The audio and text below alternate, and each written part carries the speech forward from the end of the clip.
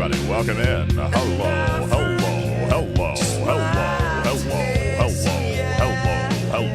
Oh my God, it's so cold out here.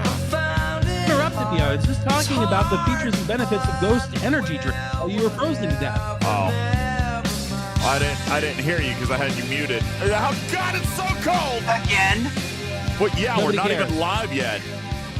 Everything's fine. No, it's not. I'm so cold.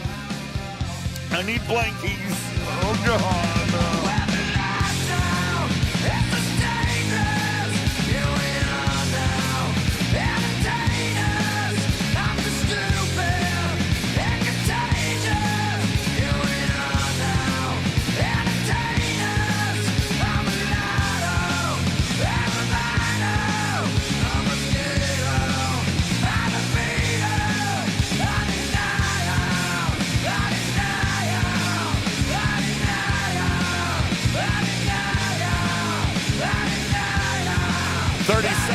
And then we're going to run our pre-roll, everybody. 30 seconds for you to get subbed to the channel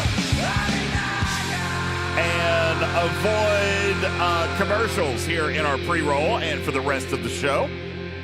Appreciate you guys all being here. Welcome in to Talking Trek, Star Trek Fleet Command's official podcast as we enter the final week of Hell, the final week of the year of Hell. But it's really been only like 2 months, or maybe it's been 6 years. Don't know. We have our pre-roll. Welcome into the show, everybody. Don't go anywhere.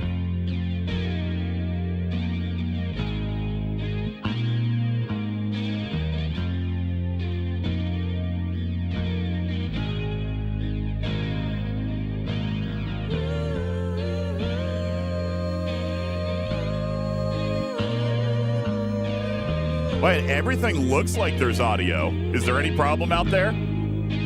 Oh, Broken Wolf says, okay, we're good. You're scaring me, dude. Scaring me there. All right, back in just a moment, and we'll get ready to start the show with your Talking Trek server sound off and get it all right, on our final show before Miami.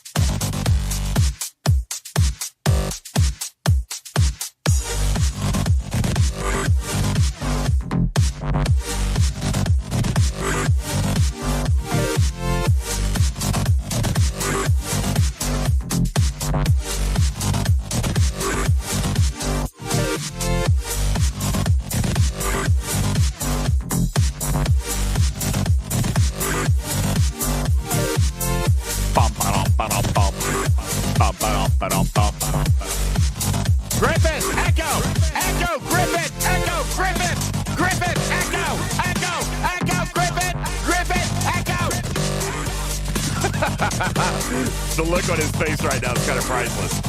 It's actually really, really funny.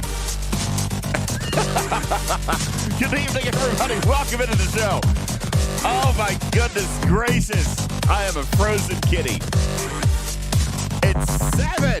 I know, Cruzino. I know you can't see him. Here, I'm going to turn him on. That way you guys can see him. There he is. There he is. Hi. And for real, there was echo for a minute. Good evening, everybody. Welcome into the show. My name is UltimatDJz. This is Talking Trek, Star Trek Fleet Command's official podcast. I'd like to welcome you into this, our Miami Eve show.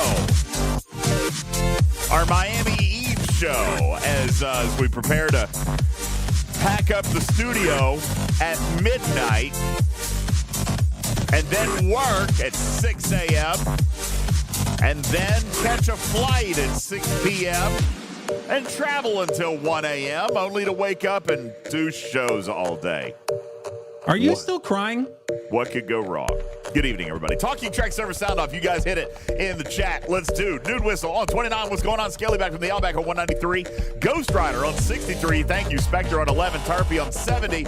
Damon Tark on server 43. Vic on 40. What's going on? Benny Hills Ghost on 42. We got Lost In on 55. Thank you. Gameplays Jace on 44. Let's see. Alligator Loki on 15. Vic on 40. Burton on 701. Lost In. My phone's on fire. My phone is on fire on 55. Thank you. Caledon, what's going on? How are you? Lost In says I look thirsty. Really? Me? I'm just cold. Cruzito, don't wah me. Mordad on 195, Silver Tab on 40, Bel Air on 70, Cruzito on 13, JP on 158, Q on 22, Forgotten Sec on 80, Wristbreaker on 70, Warp on 137, Spock on 35, Broken Wolf on 99, Tomcat on 83, Guru on 58, Macrack 55, Kill Deal on 703, Master Viper on 57. What's going on? Welcome in, everybody. Lord of Scared on 49, Keith on 49, as well, Bear Butt on 24. Good evening. Welcome into the show, everybody. Appreciate you guys all being here. My name is UltimatDJz. That's Griffin over there, and we are Talking Trek, Star Trek Fleet Command's official podcast, as we come in tonight to wrap up the week of hell, or the year of hell. Wait, what? The month. The month. Yes, it's the month of two hells. Wait, what? The quarter of hell. The quarter of hell. All right, that's what we're working on there. Hey, Mark, what's going on over there? Appreciate you guys being here. Welcome in to this show. I apologize in advance for my my appearance. I am flipping cold. You should apologize for your poor attitude, because all you've been doing is complaining about how cold it is on the snowy mountain in which you chose to buy real estate. I did choose to buy real estate up here, but it's also it's cold out here. Like it's you remember how cold you were when you came out? It's colder than that night of cold when you were here. All right, at least how could anybody forget how cold that night was? My crotchal area still has not recovered. That night was just in the teens. Wasn't it like 14 or 17, something like that? I think 14 degrees. Tonight it's 7 here, and this tiny little space heater is just not getting the job done. We are going to, I mean, one of these days, we're going to have to do something with the heat out here. They're just going to have to. You know what you need, which would immediately solve that problem? What? Some Welch's Grape Ghost Energy, because it has carotene in it, which helps convert your fat into energy. Kerosene and that's just in it? Carotene. Carotene. Carotene. That. And it helps convert your fat into energy. So you burn fat, that makes you hotter, and you get some energy, and it helps you think better too. Okay. Well, that's fantastic. Just get a heat pump for the garage. I'm not getting a heat pump for the garage. I mean, maybe I should. I don't know. As much time as I spend out here, maybe we should. Warzreen says, just move into your house, save you heaps. Yeah, but then, listen, I would keep my children awake. I would keep my boys awake. All right, Oliver's in there trying to sleep right now. And then, I come out here and I'm screaming and hooting and hollering. I should move the studio into my house, but I feel like there's something special about this studio, Griffin. I feel like I couldn't make this studio the same studio in the house. I mean, you could make it better. Really? Where? You've been in the house. Where are we putting it? Where are we putting Right in the dining room. Right in the dining room. The dining room? There's too much natural light in the dining room. Wait a second. I use the dining room to eat in. No, you don't. When You there's eat your Chef Boyardee on your recliner in front of the TV in the living room, and everyone knows it. When there's Chef Boyardee. All right. When? But right now there's not. David says invest in soundproofing in your house for the studio. That's just it. There's nowhere to put it. It's a very open floor plan. It is a very open floor. It's a very spacious, open floor plan. A very modern floor plan. Nowhere to put it. You're going to need to kick the kids out of their bedroom and just take that bedroom over. They can move into the studio. There's no heat. Well, you know. Oh, goodness gracious. Well, listen. They'll adapt. Yeah, I guess they will. I'm happy to be with you guys here tonight, despite what Griffin says. Despite what Griffin says. You are so mad and grumpy. This is the worst day of your life. He told me it was the worst day of his life. I'm a little bit stressed because we're starting a show here at 9:45 p.m. Eastern time. I then, after said show, have to tear this studio down and pack it. And then, this made me mad. You want to know something that made me mad tonight? I checked into my flight. No, hold on. I checked into my flight, Griffin. All right. I thought I paid $50 a bag for checked bags. Oh, no. It's $50 for the first one. It goes up after that. Did you guys know this? Is this? Well, yeah. Depends on your airline. American charges me $50 for my first bag. And then, and so, by the way, guys, I'm checking 3 bags because of how much gear I'm bringing and had to pack. I have 1 suitcase completely full. Sorry, I'll turn on the alerts for just a moment. You can have alerts. Oh, by the way, I can hear nothing. You did the thing again where I hear nothing but you. Just FYI. What do you mean? No, I haven't had alerts on. That's just it. No, I can't hear music. I hear nothing but you. Really? What did I do? Yeah, it's okay. Let's see. Who knows? Oh, I see it. I see it. There you go. Now you'll have. Oh, that's better. Yeah, and I hear Tarpy. Hi, Tarpy. Now you can hear Tarpy. There's Tarpy. Oh. You didn't take me off mute again. Yeah. Great. No, I heard you. I could hear you. He couldn't. Anyway, listen. It's cheaper to ship it to the hotel. Yeah, I figured that out tonight. Okay, I figured that out tonight. So I go to check in my bags. I do get 1 bag free. I got 1 bag free, and now my other bag was $50, and my third bag was $150. Hi-oh. $150 for 1 checked bag. Holy cow! Thank you, Captain Bull. DJz loves Thin Mints. Yes, I ordered. Thank you, Balabom. Kill Dill says my sticker didn't work. Balabom says, and I quote, okay, thank you. Hi, Tarpy, by the way. How's things? Hello. Anyway, yes, it would have been less expensive to ship it to Miami. I did not realize this.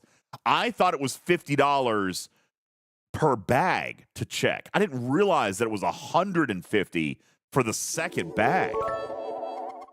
So I dropped $200 tonight on checked bag tags.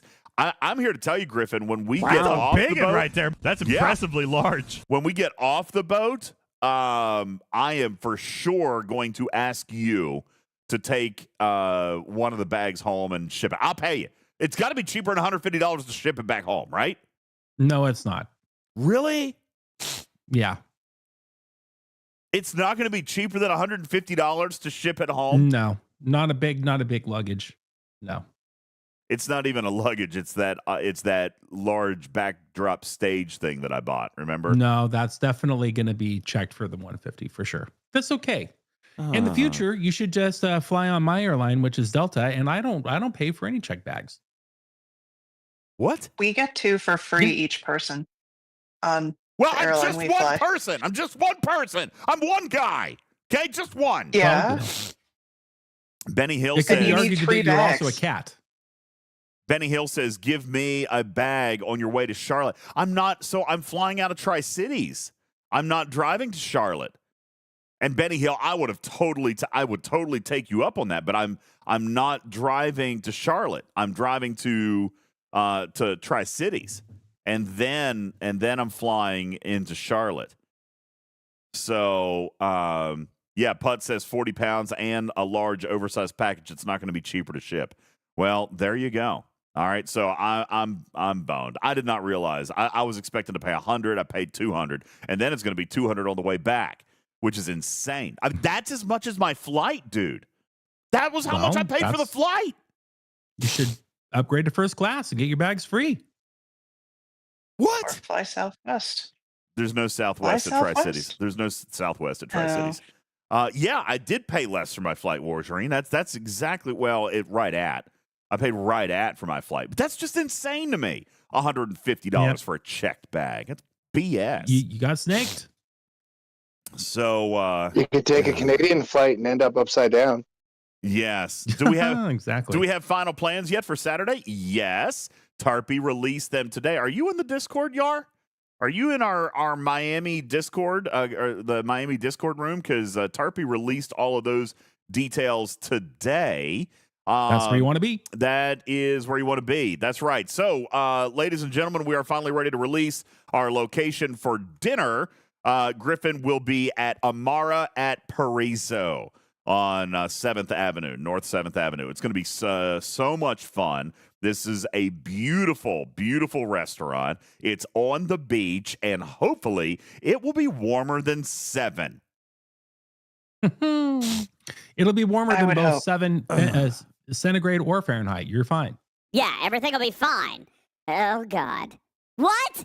No, I didn't even touch that button. Hypodermics, I don't like this. I don't like this one bit. All right. So, yes, the Miami meetup schedule of events will be Friday, the February 21st, which is tomorrow, which is, I guess, when I'm going to finish packing.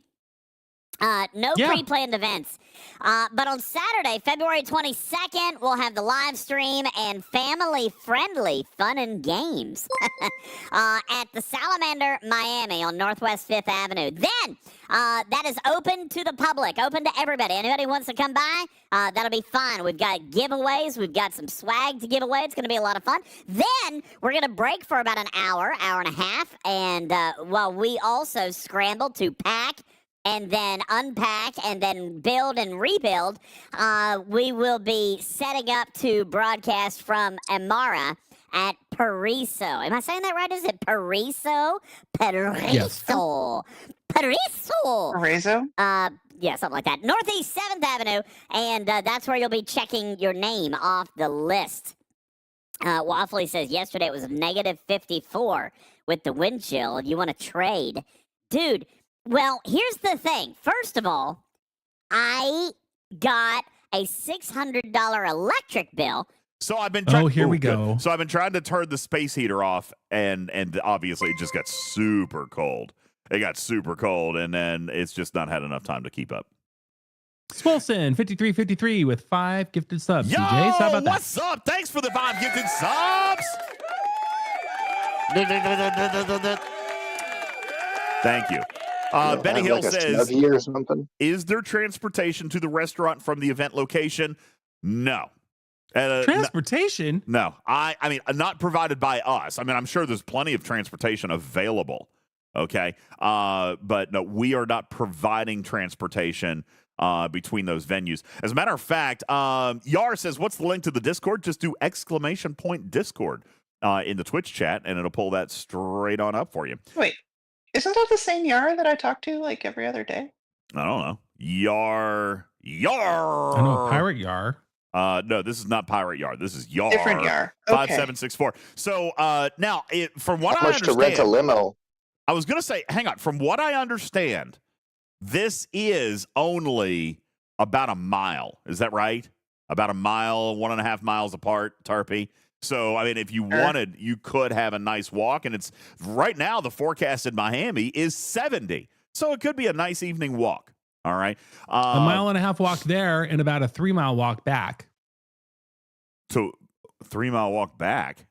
How does that? Yeah, because that you're going to be math don't match. stammering, Drunk. so left, and then you walk right, and then you walk left. There is going right to be a little bit. You just, there is going to be an open bar. That is true. There will be an open bar, so you might want to Uber. That would be fine. Either way, it's going to be a lot of fun. Hypodermic says I ended the voice changer early. Fine. He has receipts. Yeah. He's got receipts. So anyway, then we have dinner, complimentary dinner, open bar on the beach.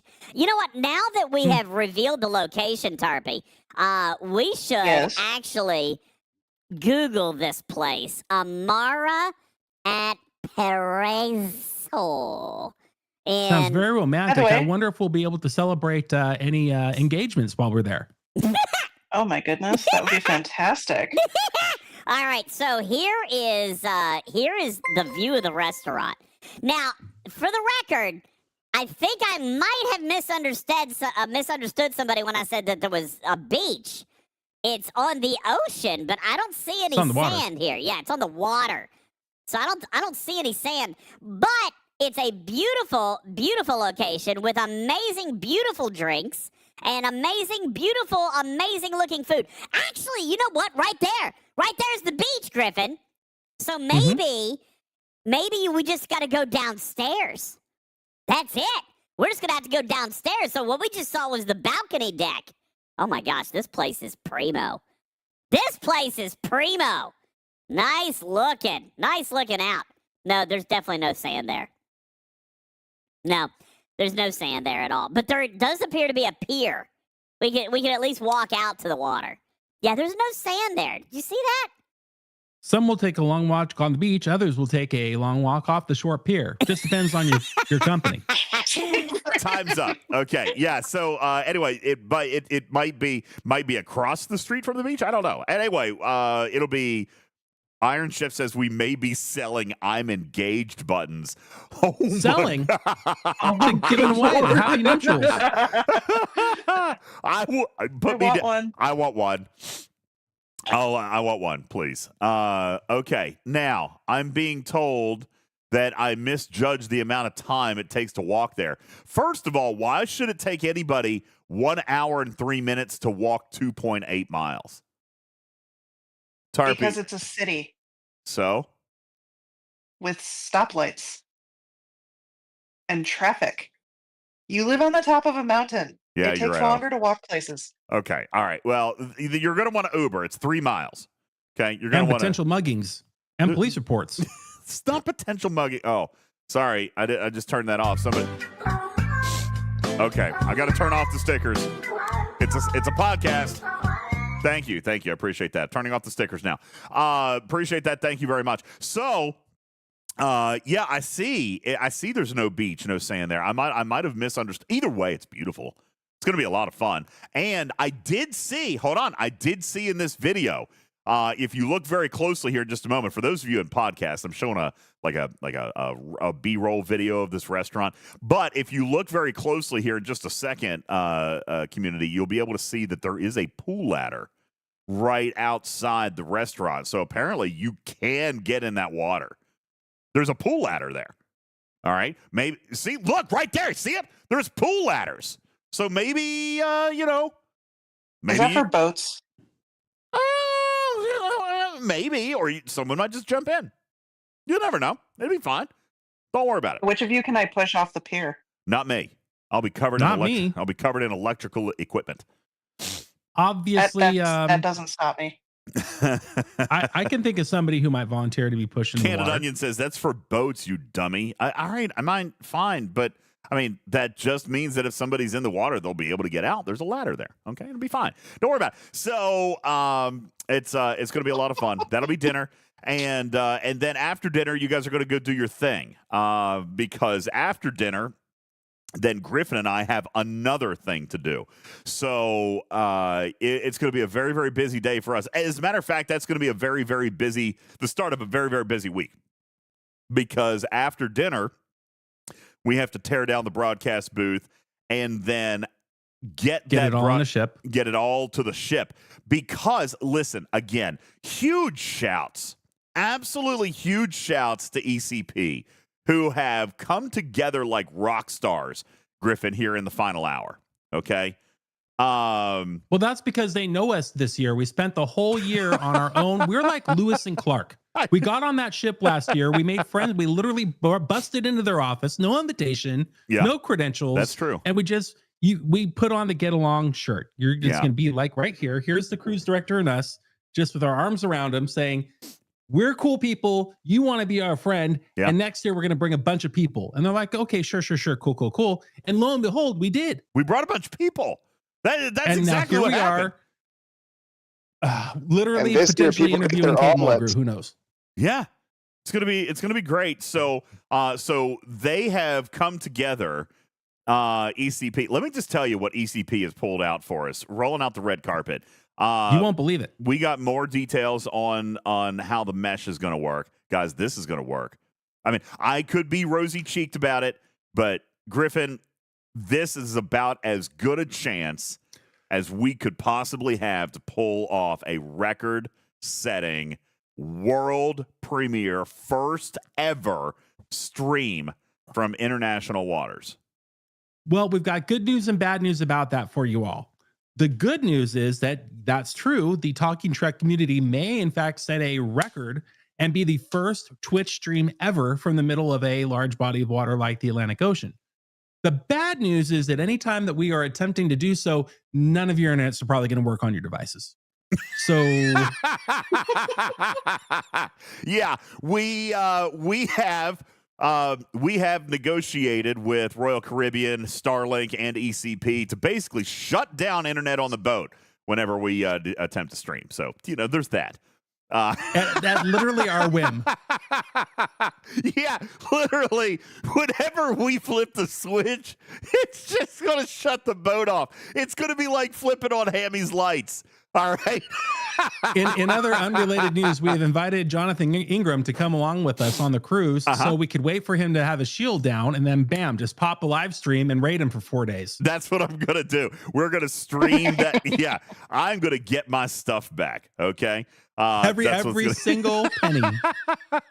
The boat will be lost at sea. Even the bridge is going to lose data access. I don't know, but no, it's we have about as good a chance. Now, obviously, there are still things that could happen. There could still be bad weather. There could still be too much cloud cover. There could be a problem with the knock. Nobody's tried this before. Nobody's literally tried to keep a live stream going and piggyback the Starlink from satellite to satellite before. Never been done.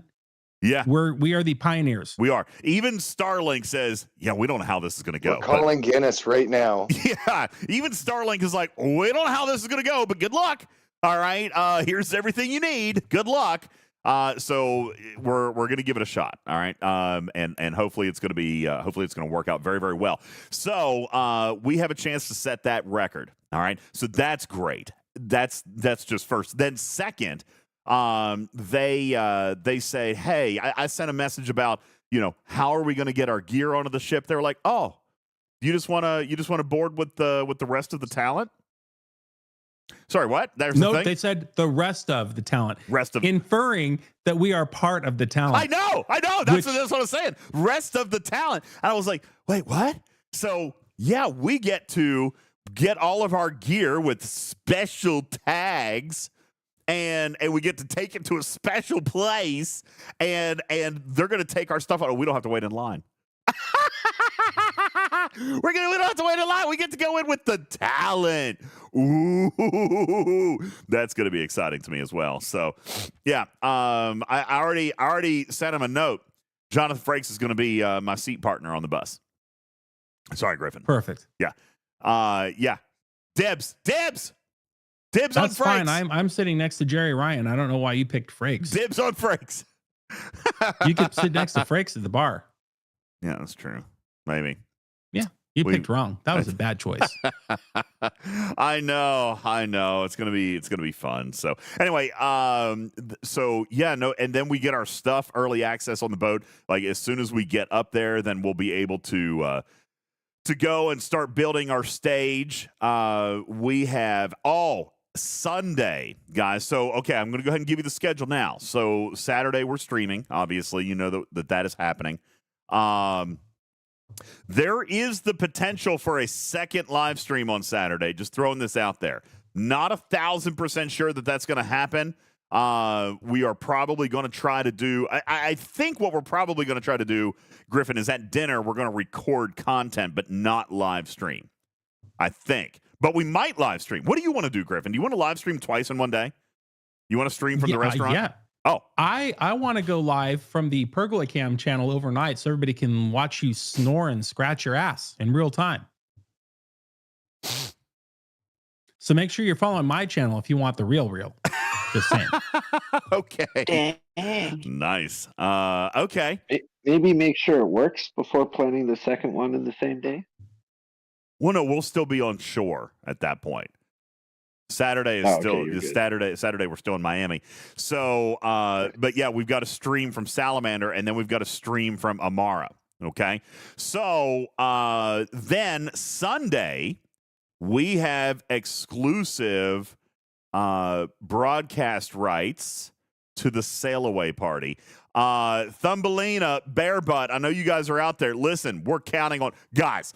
This is going to be so great. This is going to be so flipping great. Bear Butt, I have an assignment for you. Should you choose to accept?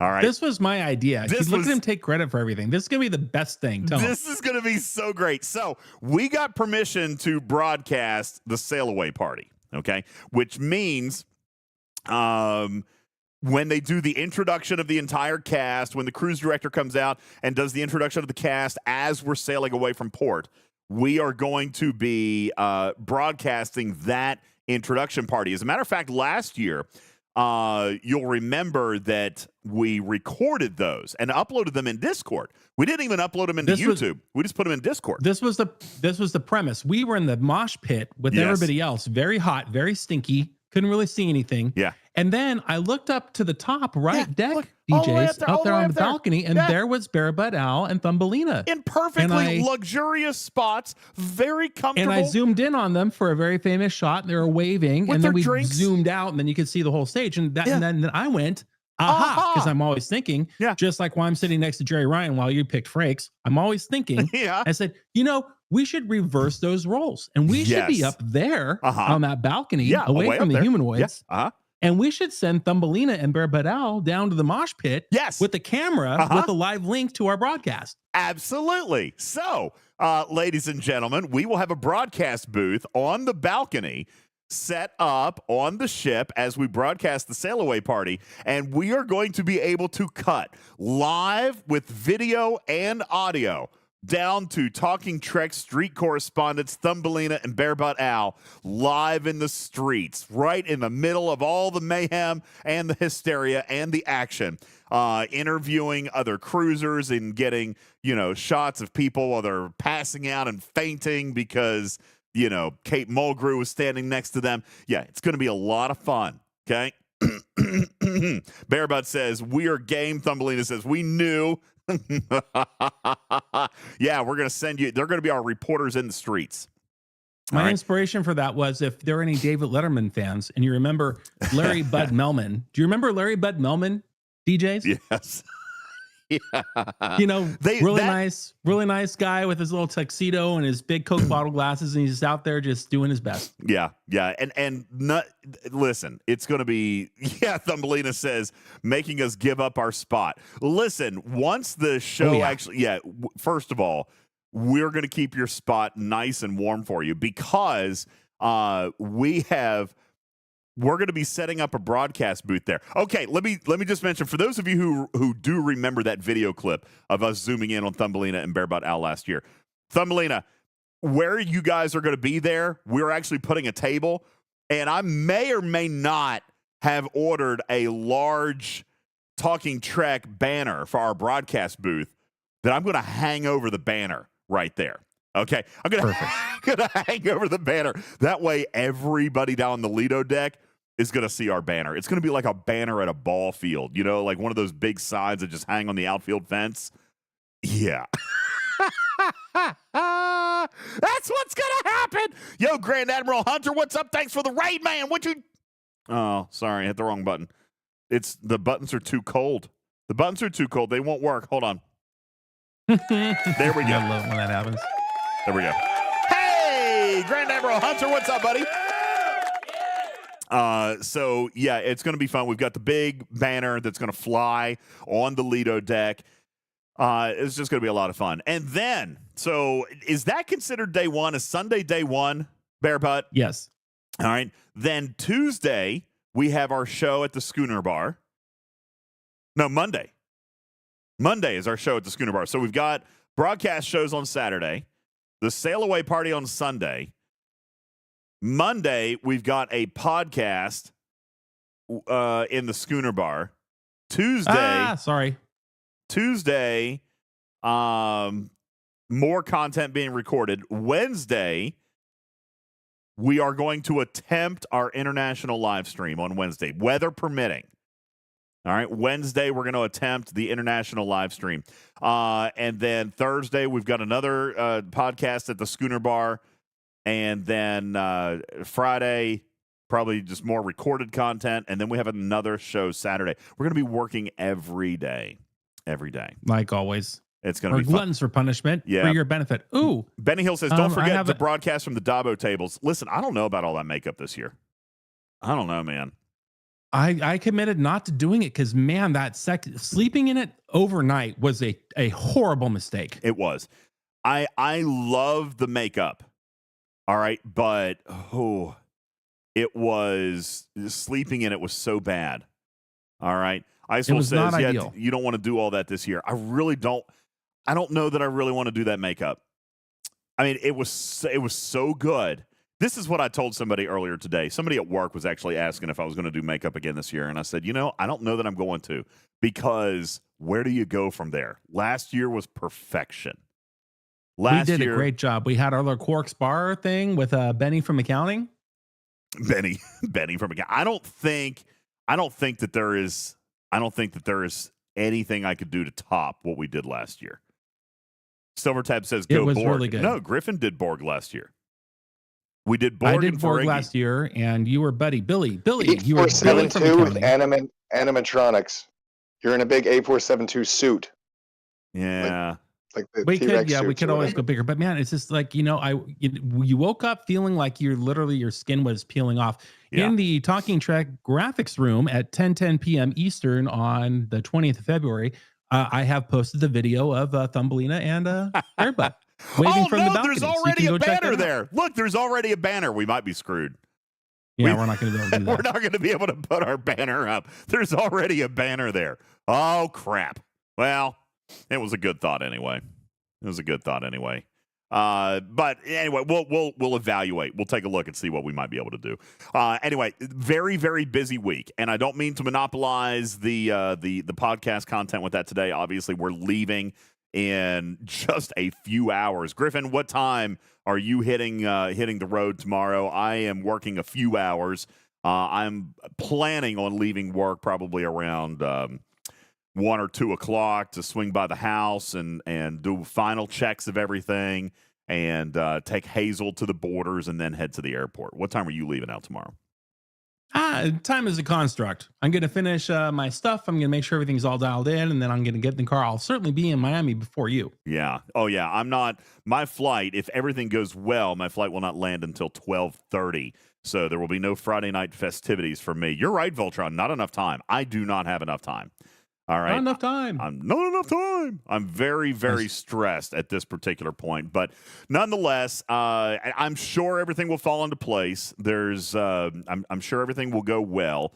Everything will be fine. As prepared as we think we are, or as prepared as we don't think we are, we're probably still more than prepared for more than enough of what's happening and what's coming. So I hope everything goes well. But suffice to say, huge shout out to a couple of people, they who shall not be named over at Paramount. Thank you.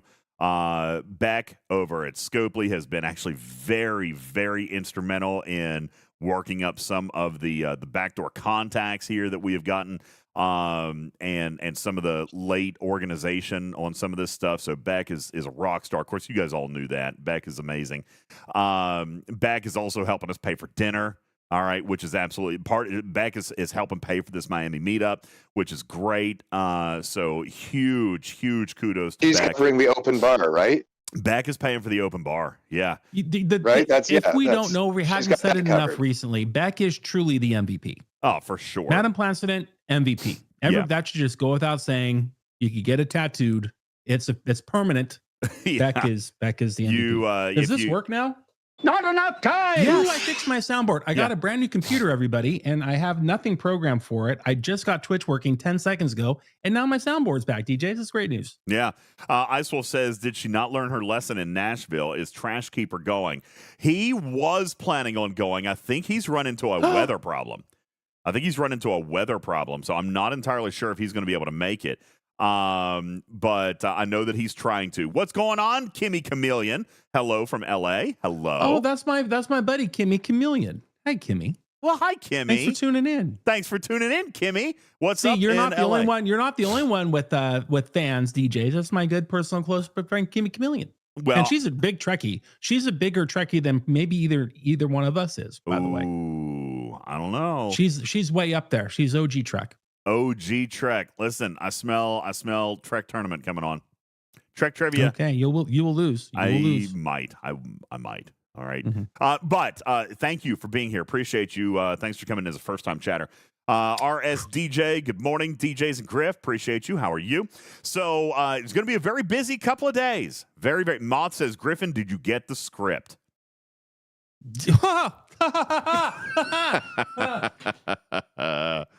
Oh, yeah. There they are. Put it in your pipe and smoke it, buddy. There they are. Part 1 and part 2. You got end game. You're going to furl the edges. Don't smack them have together them all like that. Autographed, and there's absolutely nothing the Moopsie can do about it. Nothing. Take that, Moopsie. Yeah, there you go. Thumbelina says, one year the weather was so bad, people got in their cars and drove because flights were being canceled. I'm stressed out about that, but I am also glad that first of all, let me explain something that could happen if in a terrible situation. If my flights were to be canceled, the good news is I won't miss the boat, all right, because I can hop in a car and I can be there in about 14 hours.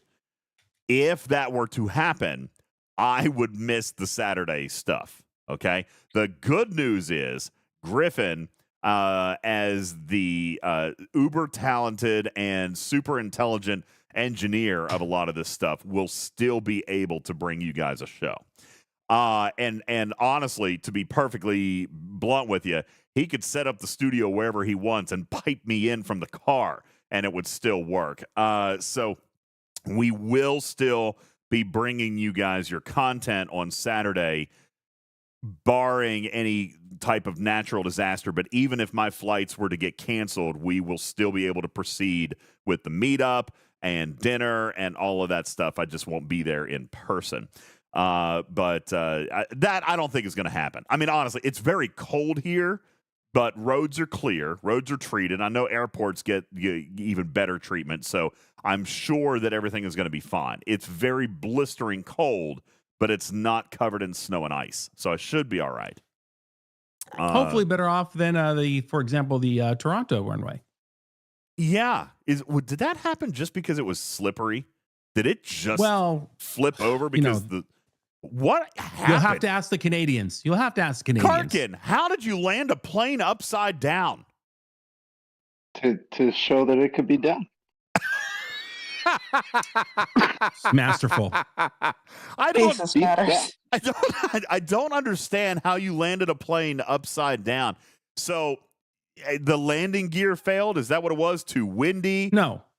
So what happened was, I can tell you in 30 seconds. Do you really want to know? Yeah, I do really want to know. Okay. So when you're on your final descent, there are many terms for this, but it's called bubbling or something else. But the plane goes down at an angle, and then it sort of goes kind of ass down for a second, and it kind of glides without going down any further for a couple seconds, and then it kind of makes its final rest. In this case, they didn't get their little butt down, and they didn't have that little lateral glide to slow down the rate of descent. So the plane simply descended, and it kept descending, and then it descending, and it landed on its landing gear flat, but it landed so hard that the right wing bounced off the runway. And when it did that, it bit the runway, got stuck on it, sheared off. Then the left wing kind of went straight up because the right one was down. And then the plane just sort of flipped over. That is DJ unreal. I actually showed the video today in class, and we went over it and looked at some of the and did some calculations on some of the forces. More than likely, the right rear landing gear probably buckled, which then caused the like Griffin said, caused the right wing to rip off. And because there's no right wing, the left wing is now dominant on lift forces, so it just rolled itself over. It actually probably was actually quite fortunate that it ripped off like it did, and that they rolled, because normally those crashes just happen and everything gets pancaked and everything gets squirted out through the windows and out the side and everything blows up. So this is actually a very fortunate thing that actually happened. So also the snow on the ground preventing that fuel from that fire from catching back up to the plane. Absolutely. That was very fortunate. The temperature was so cold that the jet fuel would not have been able to stay ignited, through the fluid state into the tanks. That is wild. That is crazy. I mean, it's been all over the news. I saw, that it happened. I just didn't understand. So I probably can't ask this question, but no one's going to listen to this and care. But was this an error, or was this bad yet. Weather? You don't know? We won't know. No, that it's going to probably be a 6 to 18 month investigation, and it will come out. And by the time it comes out, nobody's going to remember that it happened. Like it's not going to make news like, oh, this is what happened. But I mean, the number of crashes that happen without fatalities that happen in commercial airlines, especially on landing pretty or takeoff, rare. Yeah, is one in a gazillion, right? Like this does not happen. Like this is You're more likely to get in a car crash. Yeah, this is Sully Like, landing on way more likely. Yeah, this is Sully landing on the Hudson type of miraculous. So the pilot was a hero? It may have been something that the pilot did. We won't know, but it's the video, the way I saw it, I don't know how much they knew in the cockpit of that they were coming in hard and fast. I don't know. Like if they released that, maybe it's something that they did, but it looked pretty much like the wing ripped off, and because the wing ripped off and didn't just blow up, that it ended up rolling and skidding instead of just pancaking into the ground. But it's very likely that a sudden wind gust at the perfectly wrong time just pushed the plane down before they could get their butt down and glide laterally. So it's a weather event, and the question will be whether or not the air traffic control crew should have had them take another lap with the wind gusts that were in play at that particular time. That will be the focus of the investigation. How are you supposed to predict a wind gust? Well, because it's not the first one. That's why all around airports there's low-lying buildings and there's sensors, miles out from in all directions around international airports to measure wind, coming in. And so they actually will know pretty good, within a 30-second to maybe a minute and a half before a wind gust comes in, that one may potentially be coming in. But, did that information get to the right people in the right time to make the decision? No That's idea. a different. Well, thoughts and prayers with everybody there. I'm sure it was still a traumatic, scary experience, and we're very, very pleased, obviously, that everybody walked away. Well, it was great until the very end. Yeah. That's what they pretty much all say when they get off. Yeah. The real question you have to ask, DJ, which is rhetorical, is $30,000 enough of compensation from the airline for surviving the flight? And that'll be the question that we'll be talking about. That's the current offer on the table. Yeah, I saw that, and I guess they survived. What's the compensation for? Oh, I'll remember that next time. I'll remember next time that, an event doesn't pop off right. Well, you're still alive, Karkin. All right, what do you need compensation for? All right. That's right. Well, it doesn't even sound like there was even got their luggage disrupted. Oh no, Right? several It people sounds went to the like- hospital. No, several people went to the hospital. There were still injuries, just 'cause no they're- fatalities. Which is again, joking aside, it is a miracle that everybody survived. That there were no. Thank God for that. Yeah, Absolutely. so yes. thoughts and prayers to everybody involved, and just glad that everybody ended up being okay. So, but yeah, I was very curious about that, and hopefully Just that give doesn't them a happen to my ticket for flight. a free flight on their next airplane. Yeah, give hopefully them a that free doesn't. No, flight. that won't happen to your flight. If anything, you'll slip off the runway when you're trying to get acceleration. It'll be a completely different problem. Great. What about when I'm landing though? What about when I'm landing? Oh, you'll be landing in an area without that much snow on the ground. I think you'll be Charlotte. fine. I'll be landing in Charlotte. There's snow. Oh yeah, then you're totally screwed. Yeah, chances are it's even money. Yeah. Okay. Relax. It's better than driving. I'll tell you that. I drove in the snow to get to your mountain, and I did not enjoy it. Yeah, I'm I'd still rather be on going a to plane. fly. I'm still going to fly. All right, let me say a couple of thank yous real quick, then we're going to get into Star Trek. We've got loot updates. Massive, massive loot changes tonight. Hopefully Jules is in the audience and can come and talk to us a little bit about that. But I would like to say thank you to Papa Smurf, 33 months on the Tier 1 resub. Appreciate that. As a matter of fact, let me pull up... I forgot to update the PP cam. Oh man, the PP this is counter. only your main job of being the streamer is to update the PP cam, so we know if we've hit 300 or not. I don't think that we're at 300. Here, real quick. I think I can check. Here, let me just read. Let me read. Okay, Candy White says 242. Let's go ahead and update it. All right. Okay. We need 55. Okay, hold on. So let's see. Wait, 242. So right here's 242. Which means we need 58 more PP points. 58 more PP points. Oh boy. Let's see. Let's do the math on this spot here. So we have, as far as gifted subs, what'd you say, Candy White? 242 minus 529. So that puts us at 287 on the gifts and primes. Nice. And that means then that we have to go 242 plus 287, 529 minus 600. Yeah, we have 71 to go. I feel like I'm in the wrong file. 71 to go. Okay. So we're definitely very, very close now to the goal as far as overall subs. We've got, I did that way backwards. Look at that. It's all FUBARD. God bless it. I'll fix it. Let's see. So the one that says 221 should be 287. And then the one that says 287 should be 71. Is that right? Don't open that. Why is it out of its plastic? Griffin just opened an original, authentic Endgame Part 1 script, and he's handling it with oily fingers. I'm pretty sure this was Garrett Wong's because there are all kinds of notes by all of his lines. Why would you even touch it with your fingers? Because he's never getting rid of it, so why worry about its resale value? Okay, that might Yeah, be I'm fair. enjoying it. Okay, that's possible. Okay, Just let me know when you're done. I am done. I'm done. So we you are sure? 58 PP points short, 13 gifts Read and one prime excerpt short. from the script. I'm going to say thank you again to Papa Smurf. Alan, thank you for the prime. Bear Butt with the 33-month Tier 1. Thank you, Captain Bull, with the prime. DJz loves Thin Mints. He's saying that because I made a Girl Scout cookie order today. Freelancer, thank you for the bits. Lost in for the gift. Wilson dropping 5 gifted subs. Thank you, Roger Workman, with the prime sub. Ichiban, thank you for the brand new Tier 1. Oh, my gosh, we got a brand new Tier 1. Thank you. Who? A brand spanking new Tier 1 sub. Ichiban, thank you very much.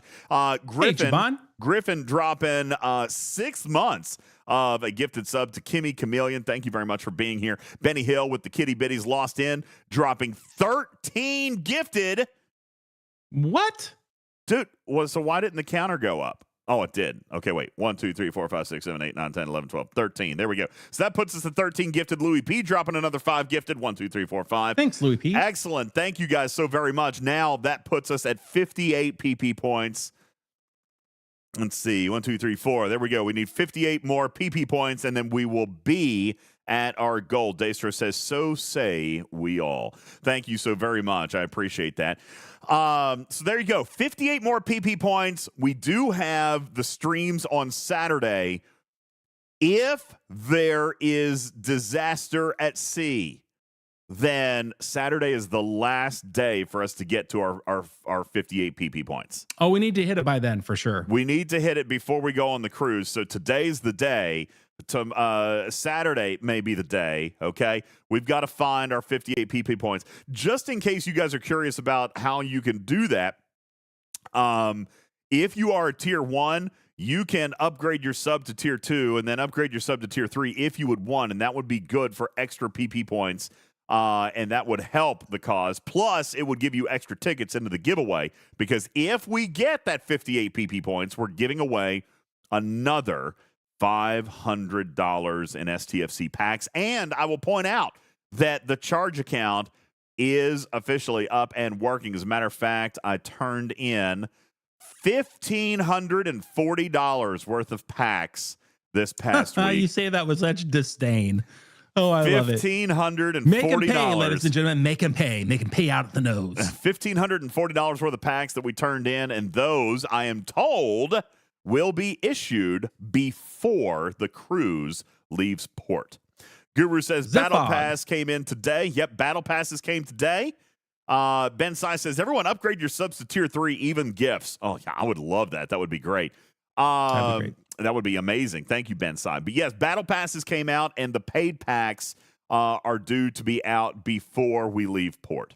Major Samo is in the chat. Hello, Samo. What is going on? Congratulations. Congratulations on the upcoming nuptials.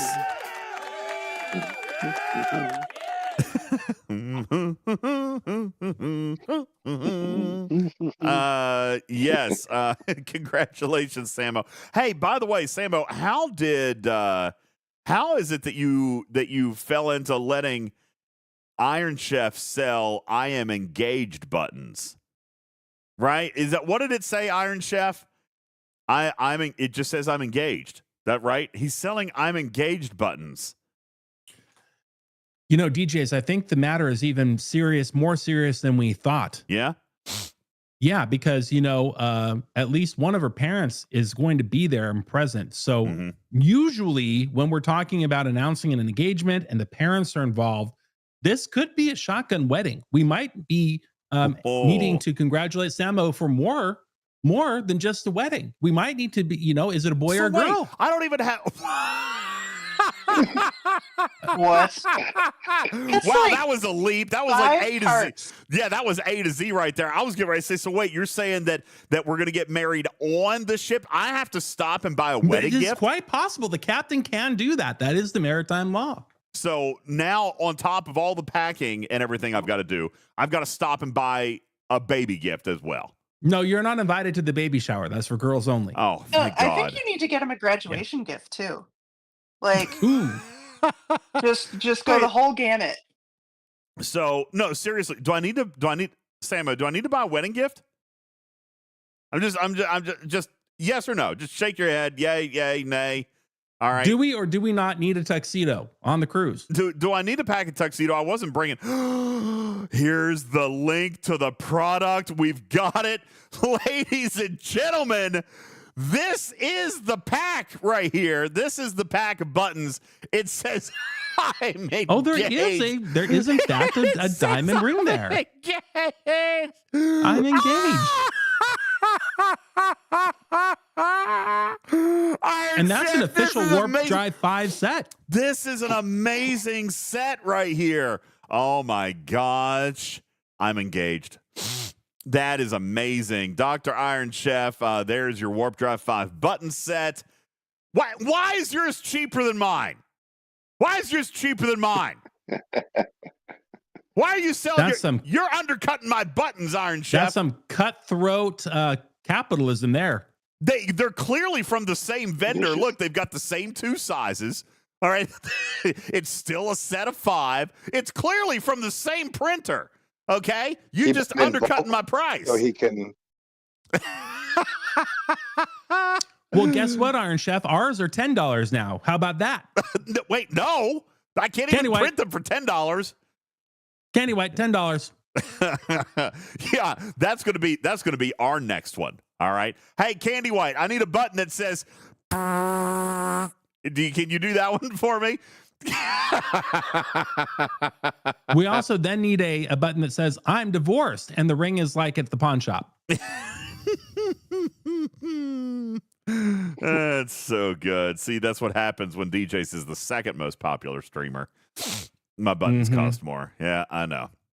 Cruzito says, DJz. Now we're behind schedule on STFC. Okay, I'm coming in. Well, hold on. I was behind asked, schedule. and if you're okay with it, I was asked if maybe we could read a couple lines from the script. Would you like to hear something that you would normally hear?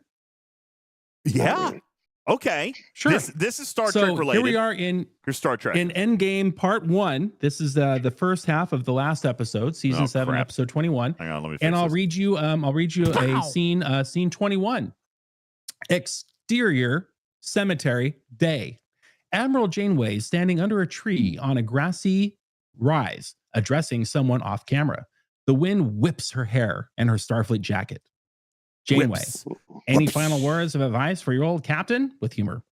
Wait, don't tell me. I'm being impulsive, considering all the consequences. I It's don't too remember risky. that scene being on a cemetery hill. New angle. As she kneels down, and we see that she's been addressing a plaque in the ground engraved with the name Chakotay, I remember along that with the scene. dates of his birth and death. Janeway, Oh. thanks for the input, but I've got to do what I think is right.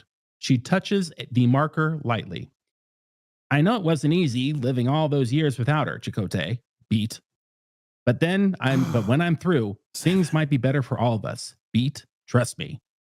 Another long beat as her mysterious pledge hangs in the air. Then Admiral rises up and we go ...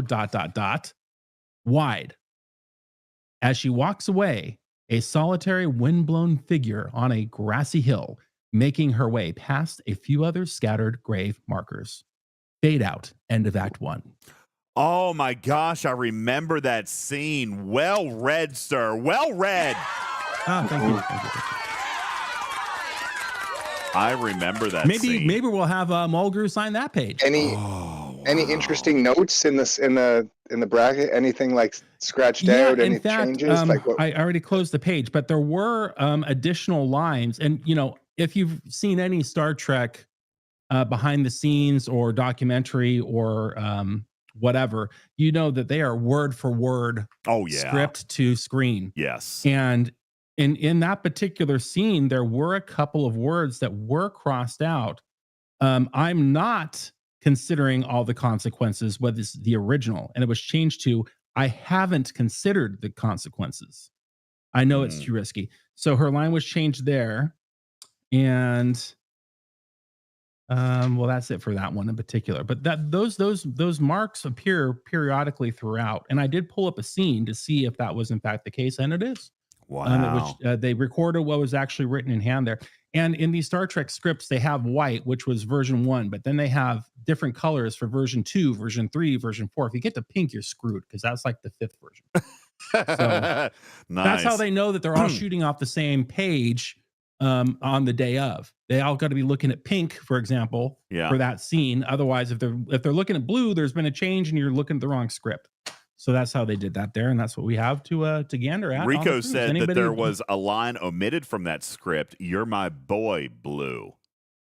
Like what? Oh, yes, of course. Yeah.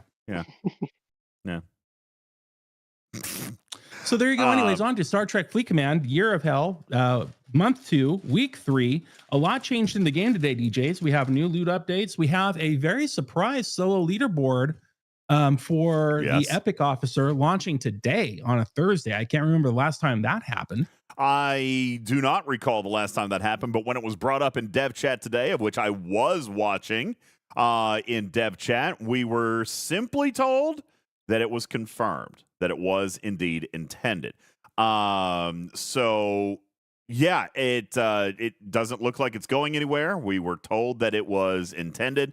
And apparently then VIP wanted the Interceptor Grabthar pack again, and we were told that may be happening. Did that actually turn on for you big spenders Dallas Looking says here in pack the sales have been, store, I do not have that. No. Okay, they didn't get to it today then.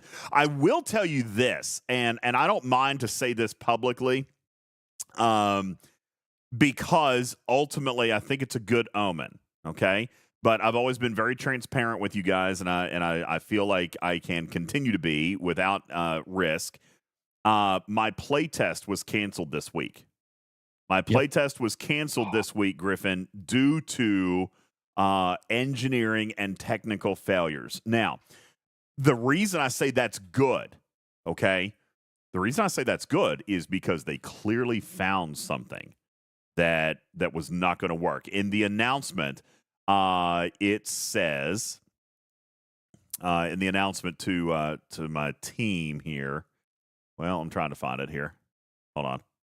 I'll find it. Playtest is not going to go through. We found a couple of tech issues preventing us from testing the new content the way it was intended to be released. Therefore, we realized there was no point in running this test as the experience would have changed.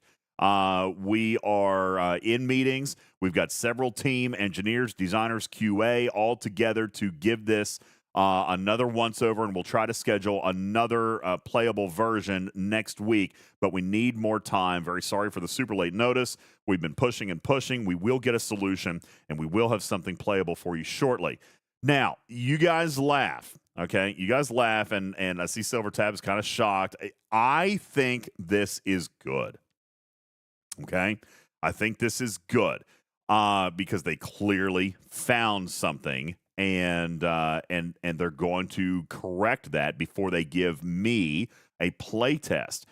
I am motivated by that. All right. Last time that they did a bad play test, we played the bad play test. All right. Now, granted, we still found stuff, but this means that they're playing it ahead of time. They're playing it and checking it out ahead of time and realized something was not right. So I am actually motivated by that. We will still get a play test. Unfortunately, it's going to be next week sometime, so I don't know if I'm going to have time to play in it myself. Well, if all your internet stopped working on the ship and we're locked in our room, it's because of the play test. Yeah, we might broadcast the play tests internationally. It's they can't get us there. Our NDAs are not covered by open waters and maritime law. Yeah. We will be free to disclose everything on international water. All right. Only problem is we'll have to stay there. Yeah, can't ever come home. All right. So Jondrel says, like they tested the mid-month release to see that it would melt phones. Listen, with regards to that, I don't know that you could. I don't know that there's a way you could have tested that.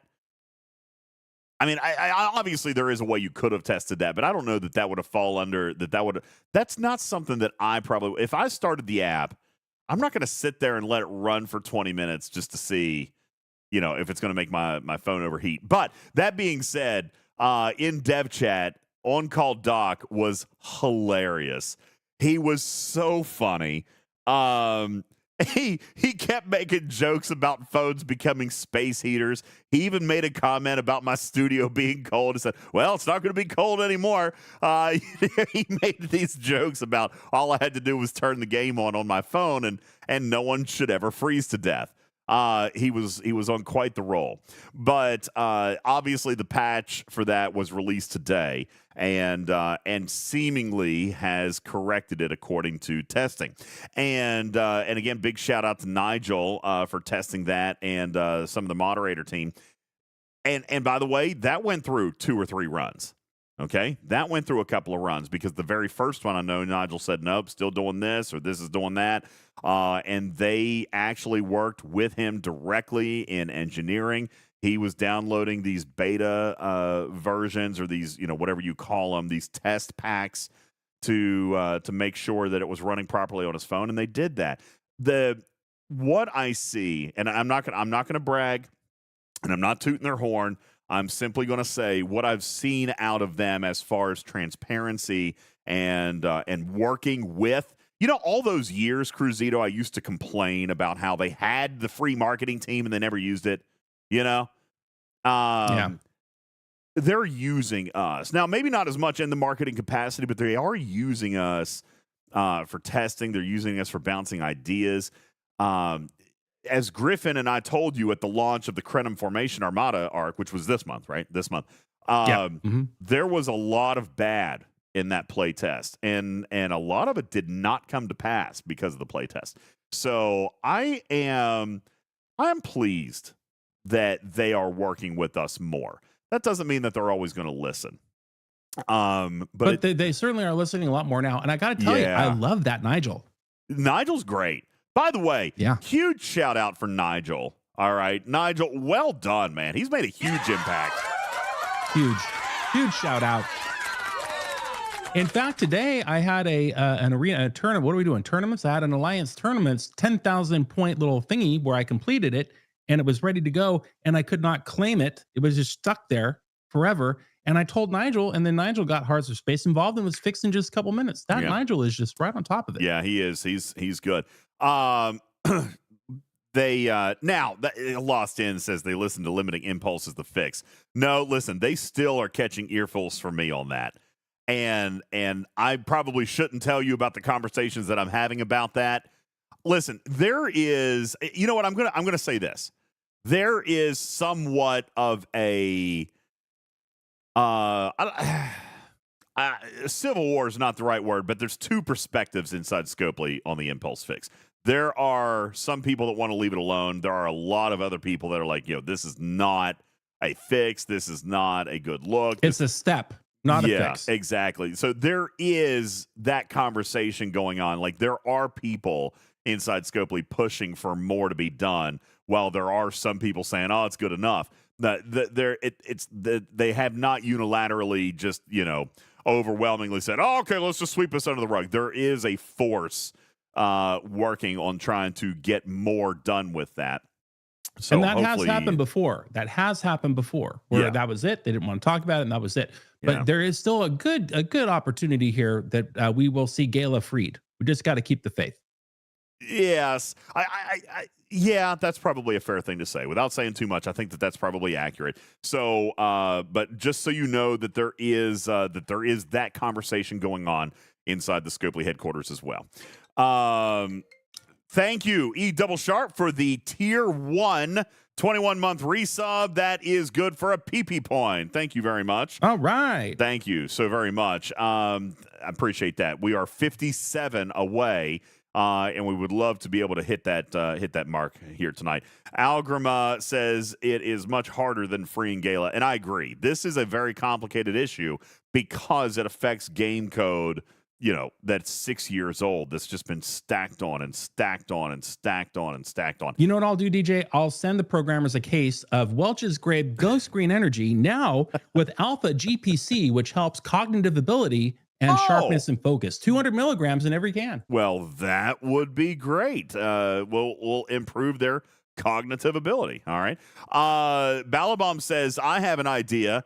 Kumari's only in arenas. Problem solved. I got to be honest with you. Now, some people would not like that, but that would be more acceptable to me than limiting impulse. Like if you decided to run certain series of ships, limit it to the number of ships that can go in. And when I say limit it, like, okay, yeah, this is Kumari week, right? Next week could be Stella week. The week after that could be Sally week. All right. That could be something that's kind of interesting. All right. I've never thought about that. If everybody had the exact same layout to play with. Oh, I'm sorry. Someone's talking. Go ahead. Oh, sorry, I didn't mean to interrupt you, but I like the impulse, and you can hate me for it. Keep it limited. No, I got reasons. That can't be the case. All right, Karkin, why do you want to keep it the way it is? You have surprised me with your intellect here lately. Give me a reason. Oh, he's about to mess it up. Watch. Go ahead, Karkin.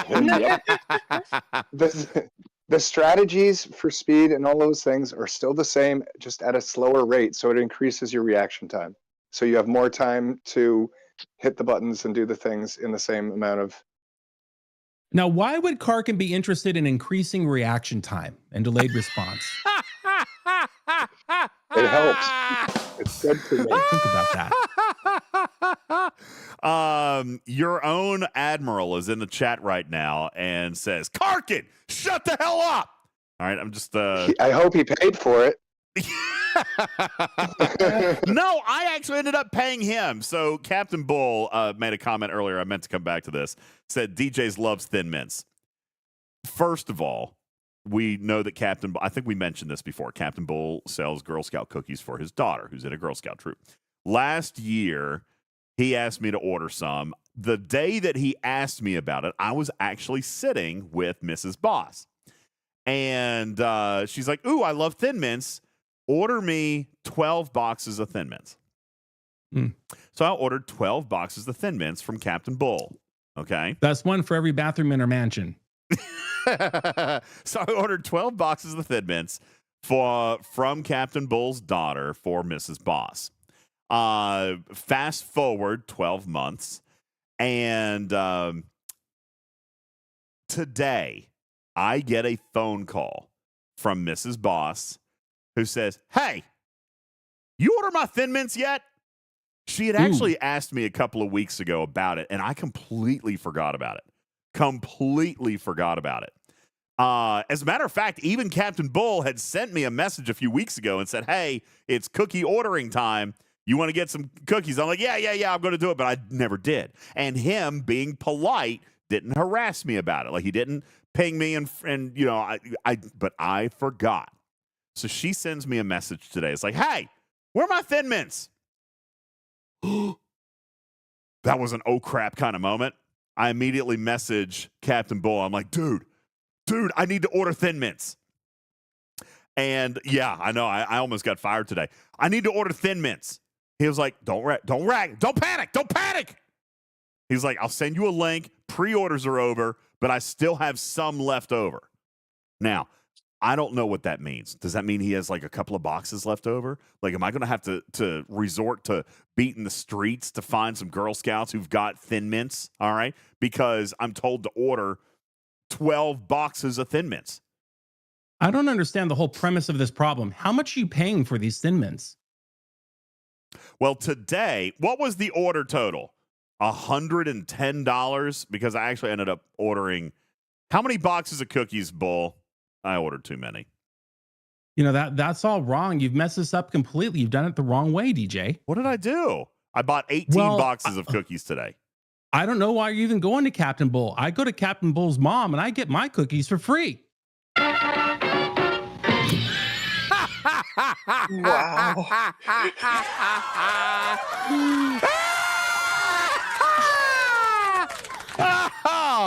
Wow. And with that, ladies and gentlemen, we are done. Have a great night, everybody. We'll see you in Miami. Woo!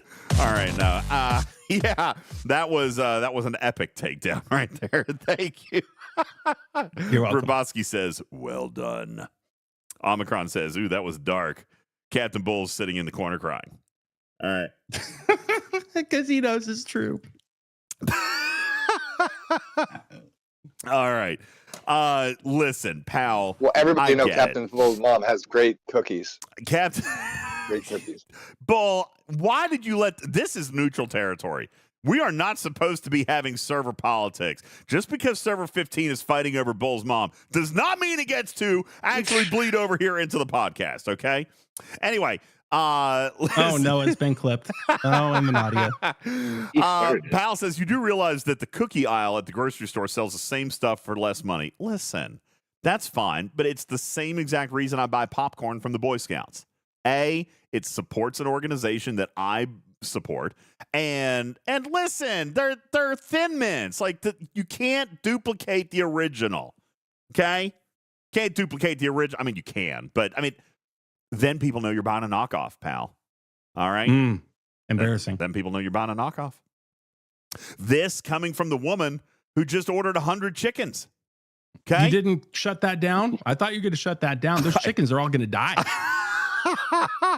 Oh my God. I've got a story to tell you. I don't know if I should. I learned new information this week, and I better not. What new information have you learned? I better not share this story, just in case it gets clipped or it lives in prosperity. posterity. That's it. Did you Posterity. get one coyote to guard them? No. Listen, Okay, are your good. Girl Scout cookies made from real Girl Scouts? See? Perpetuity. Yeah, In perpetuity. So anyway, yes, I buy popcorn from the Boy Scouts. It's just because it's you just do that.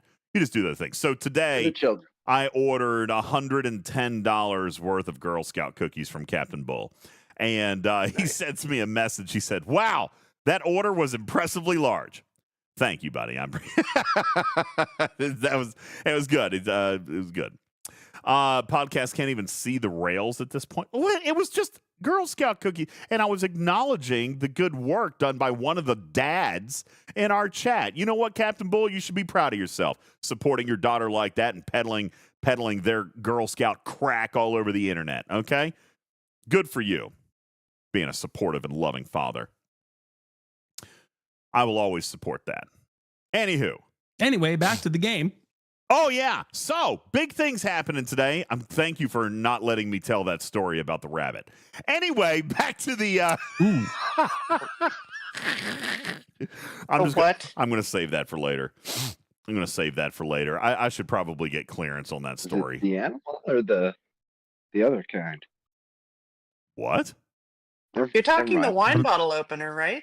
The thing that's called a rabbit? That's a wine bottle opener? Yes, that thing.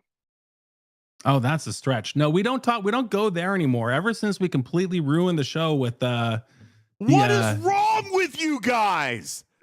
Stop with that it. promotion You are from ruining China. my rating. No, we don't go there. This is a family-friendly show. Talking about You're the one wine who bottle laughed opener. at me the other day for putting family friendly on something else. All right, I'm anyway. ruining nothing. Anyway, back to the game. Listen, I do What have a screen that I want to share with you guys. This is our loot calculation projection thingy. So, I don't know if Jules Verne is in the audience, okay? I don't know if Jules Verne is in the audience, but he's been keeping up with this, and he sends me a message the other day. He was like, "Yo, DJs, this has changed everything." I'm like, "What are you talking about, Jules?" He said, "It's changed everything. This 11-day gift." All right. So I'm going to come down here. I asked Jules how he was going to calculate this. So here's what he did. Naturally, being a man of science, Tarpy, he wanted to make sure that everybody was included. So he put down the Neutrino Daily Claim at the bare minimum for 11 days. That would be 3,600 loot times 11 days. By the way, how many of you guys have gotten 6 straight pulls of 3,600? Just raise your hand in chat if that's happened. Me. Whatever. You are full of it. Are you serious? No, that's true. Every day, 3,600. Yes. Seriously? Just got Yeah, 6,000 seconds ago. I got less because I've forgotten to pull it several times. Oh, that's okay. Well, that's on you. Yeah. All right. I pulled some 'cause it's in the statistics today. I pulled statistics from Scopely. Now, listen, if that's the case, I see a few people. Jay says I got 3 in a row, and 3 is fine. Rach says I've gotten a 6K pull. Dallas says I've gotten a 6K pull one time. I'm here to tell you, and Venati says 4 out of 6. Well, that doesn't count for the purposes of what I'm getting ready to say. Look, Scalyback says I got a 3,600, a 6K, then a 24, and a 12, and a 12. Robotsky has gotten a 12, 12, 6, 6, 36. Okay. Jeef Boo, 36, 36, 36, 6, and 24. Manic, 24, 24. The rest have been 3,600. Okay. I am here to tell you. Yes, I'm reading Sunday. I'm reading the chat. There has been less than 1% of players who have pulled only 3,600. Less than 1%. As a matter of fact, it was like 0.87 or 0.88%. Lord Sunday says, I call BS. I mean, that's possible. But now you do have to remember 1% is still thousands of people. Okay? It's still thousands of people. All right? Game Junior says, always knew I was in the 1% group. Now, Shazo says they're wrong. They're probably not. Okay, they're probably not. Because you got to think, 1% of players is still over 3,000 players. Okay? Jamie says, I made it to the 1% club. And by the way, you're only halfway through. You're only halfway through. They did tell me that when they were averaging this out, they did actually use 6,000 as the estimated average. And by the way, didn't somebody do the math on the odds putts? I don't remember. I don't think it was you, but somebody in the chat did do math on odds and said that, listen, based on the mathematical figure of the odds, you would expect to receive an average, what was it, Tarpy, of 5,200 a day or 5,400, something like that. So really, truthfully, what they're basically saying is if you get a 12 or a 24, that sets you off, right? Like that makes you average out. Okay. Wham says, never tell me the odds. Well, we did. Okay. Dave Hart says they can say whatever they want. Doesn't mean they can't sit down and be wrong. Well, here's the deal. Yeah, even here now in chat, I have only actually counted 3 or 4 people that have said I've only pulled 3,600 the entire time. So let me ask again. Oh, thank you. Thank you. Burton says it was an average of 5,880 based on the odds. So let me ask the question again. How many of you, just put a 1 in chat, how many of you have only received 3,600 now, 6 days in a row? Griffin, Powell, Dirty Bird, Shorts, Enterprise, Shots. I don't believe you got. Are you serious? I don't care if you pulled a 6, that stays out. I'm saying who has only pulled 6 3,600s. And by the way, if you've only pulled 5 3,600s, I'm not counting you either. You missed the clock. Okay? Dirty Bird Bill says, I'm totally serial. Shazo says they're wrong. Well, I hope that you get a 24. I hope you get a 24 and a 12, or maybe even 2 24s to round out the last 5 days. All right? But I am seeing about 10 of you in chat. Okay? 12 now. 13, 14. 14 of you in chat. Now, we also, I'm not defending anything, but we also acknowledge that we are amongst the most active and the most engaged community base that Star Trek Fleet Command has. Would we agree with that? We've always kind of claimed that. We're the most active, the most analytical, we're the most engaged, we work the clock, we're the biggest grinders, right? Can we all kind of agree to that? Like, you guys are the hardcore. You're the best of the best. Agreed. I've got 15 or 16 people. No, Cruzito. He says, screw the active. No, that's not what I'm saying. You're missing the point. Even then, I got 15 people here who say that they've only gotten the worst pull. Okay? Now, granted, that's not like the poll of the entire audience. I would expect, by the way, based on their statistics, that 3,000 players are only going to get the bare minimum. That's what they're saying, by the way. 3,000 people. It's going to happen. There's going to be an average. Okay? Are any of those people sub 40? I don't know. I didn't get like a whole suite of data. They just told me that loot was paying out. No, I mean, as they like expected.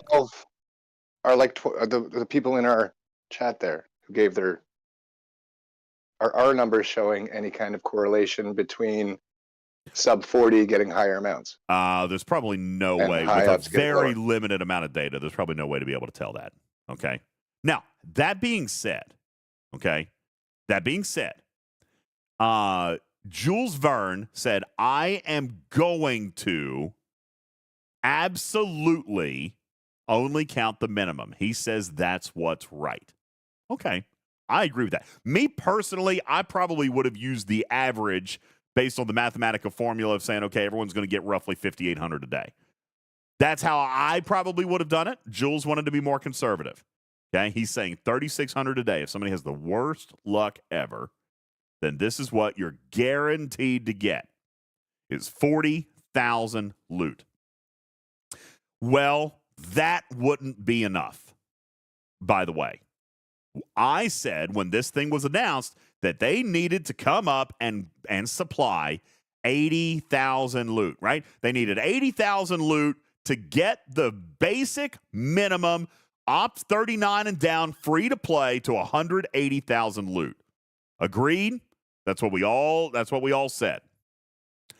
I am here to tell you now that for Ops 40 plus, free loot has now exceeded 300,000.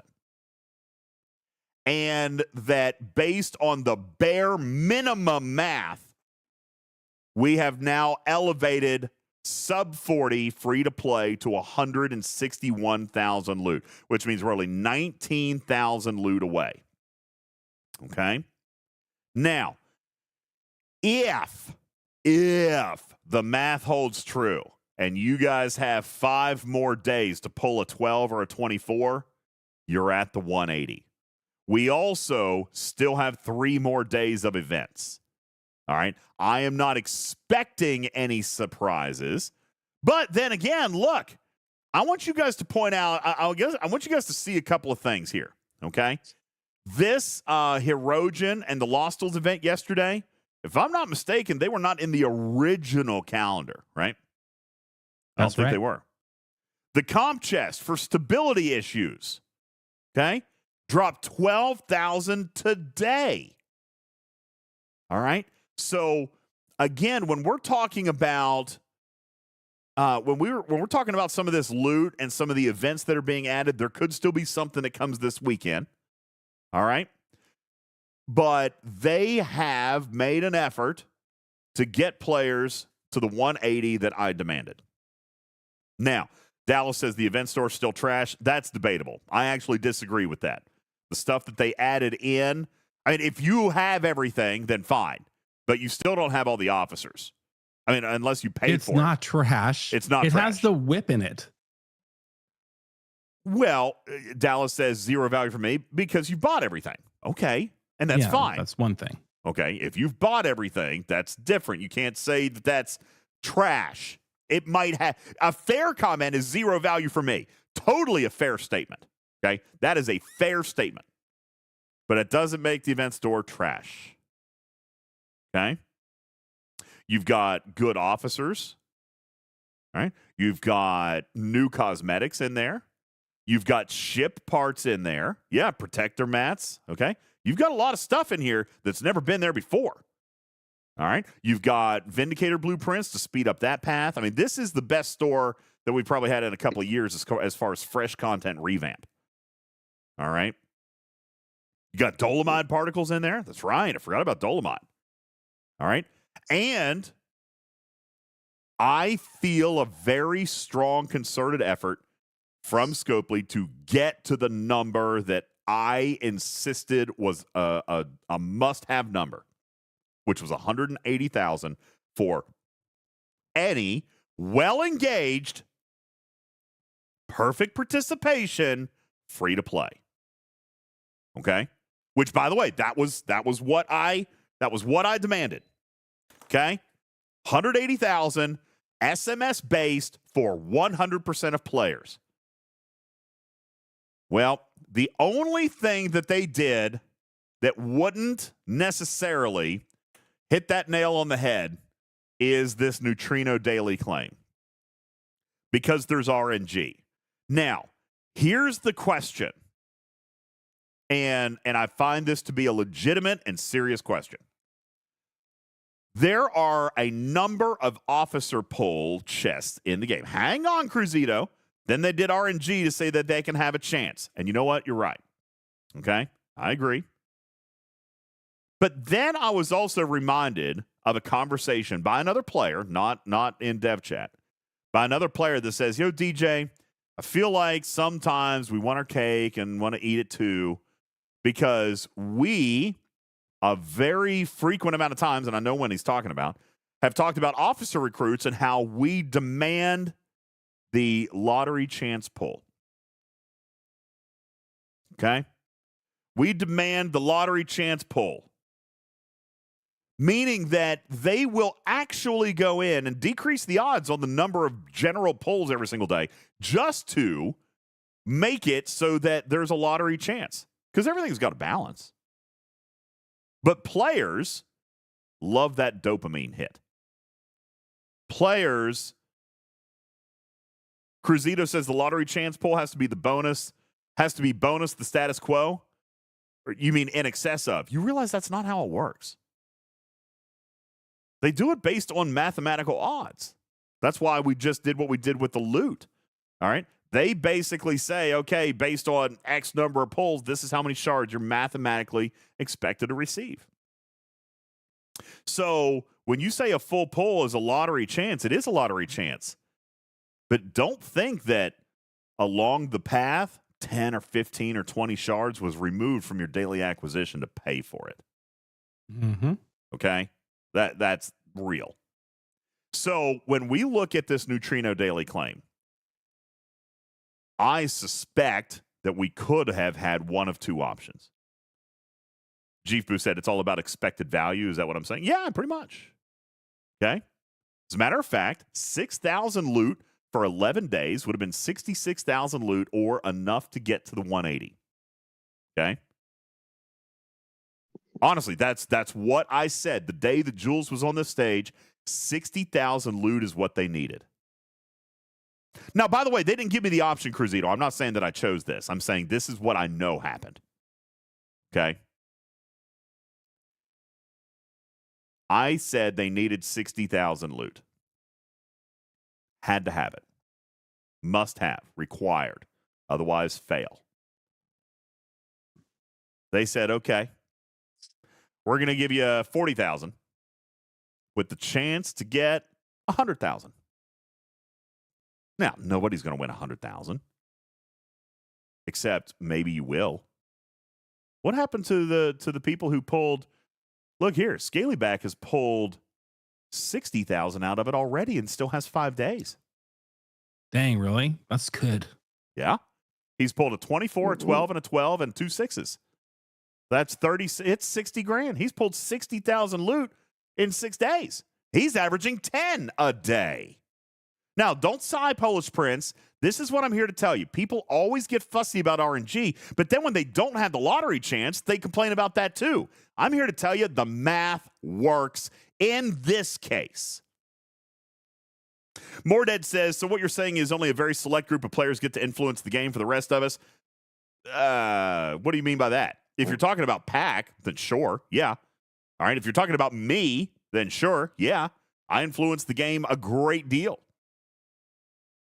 So whoever asked that, you've never gambled. You've never played the lottery. You don't buy a scratcher. I refuse to believe that, because if that were the case, you would not play this game. Well, the game has a lot of RNG chance in it, okay?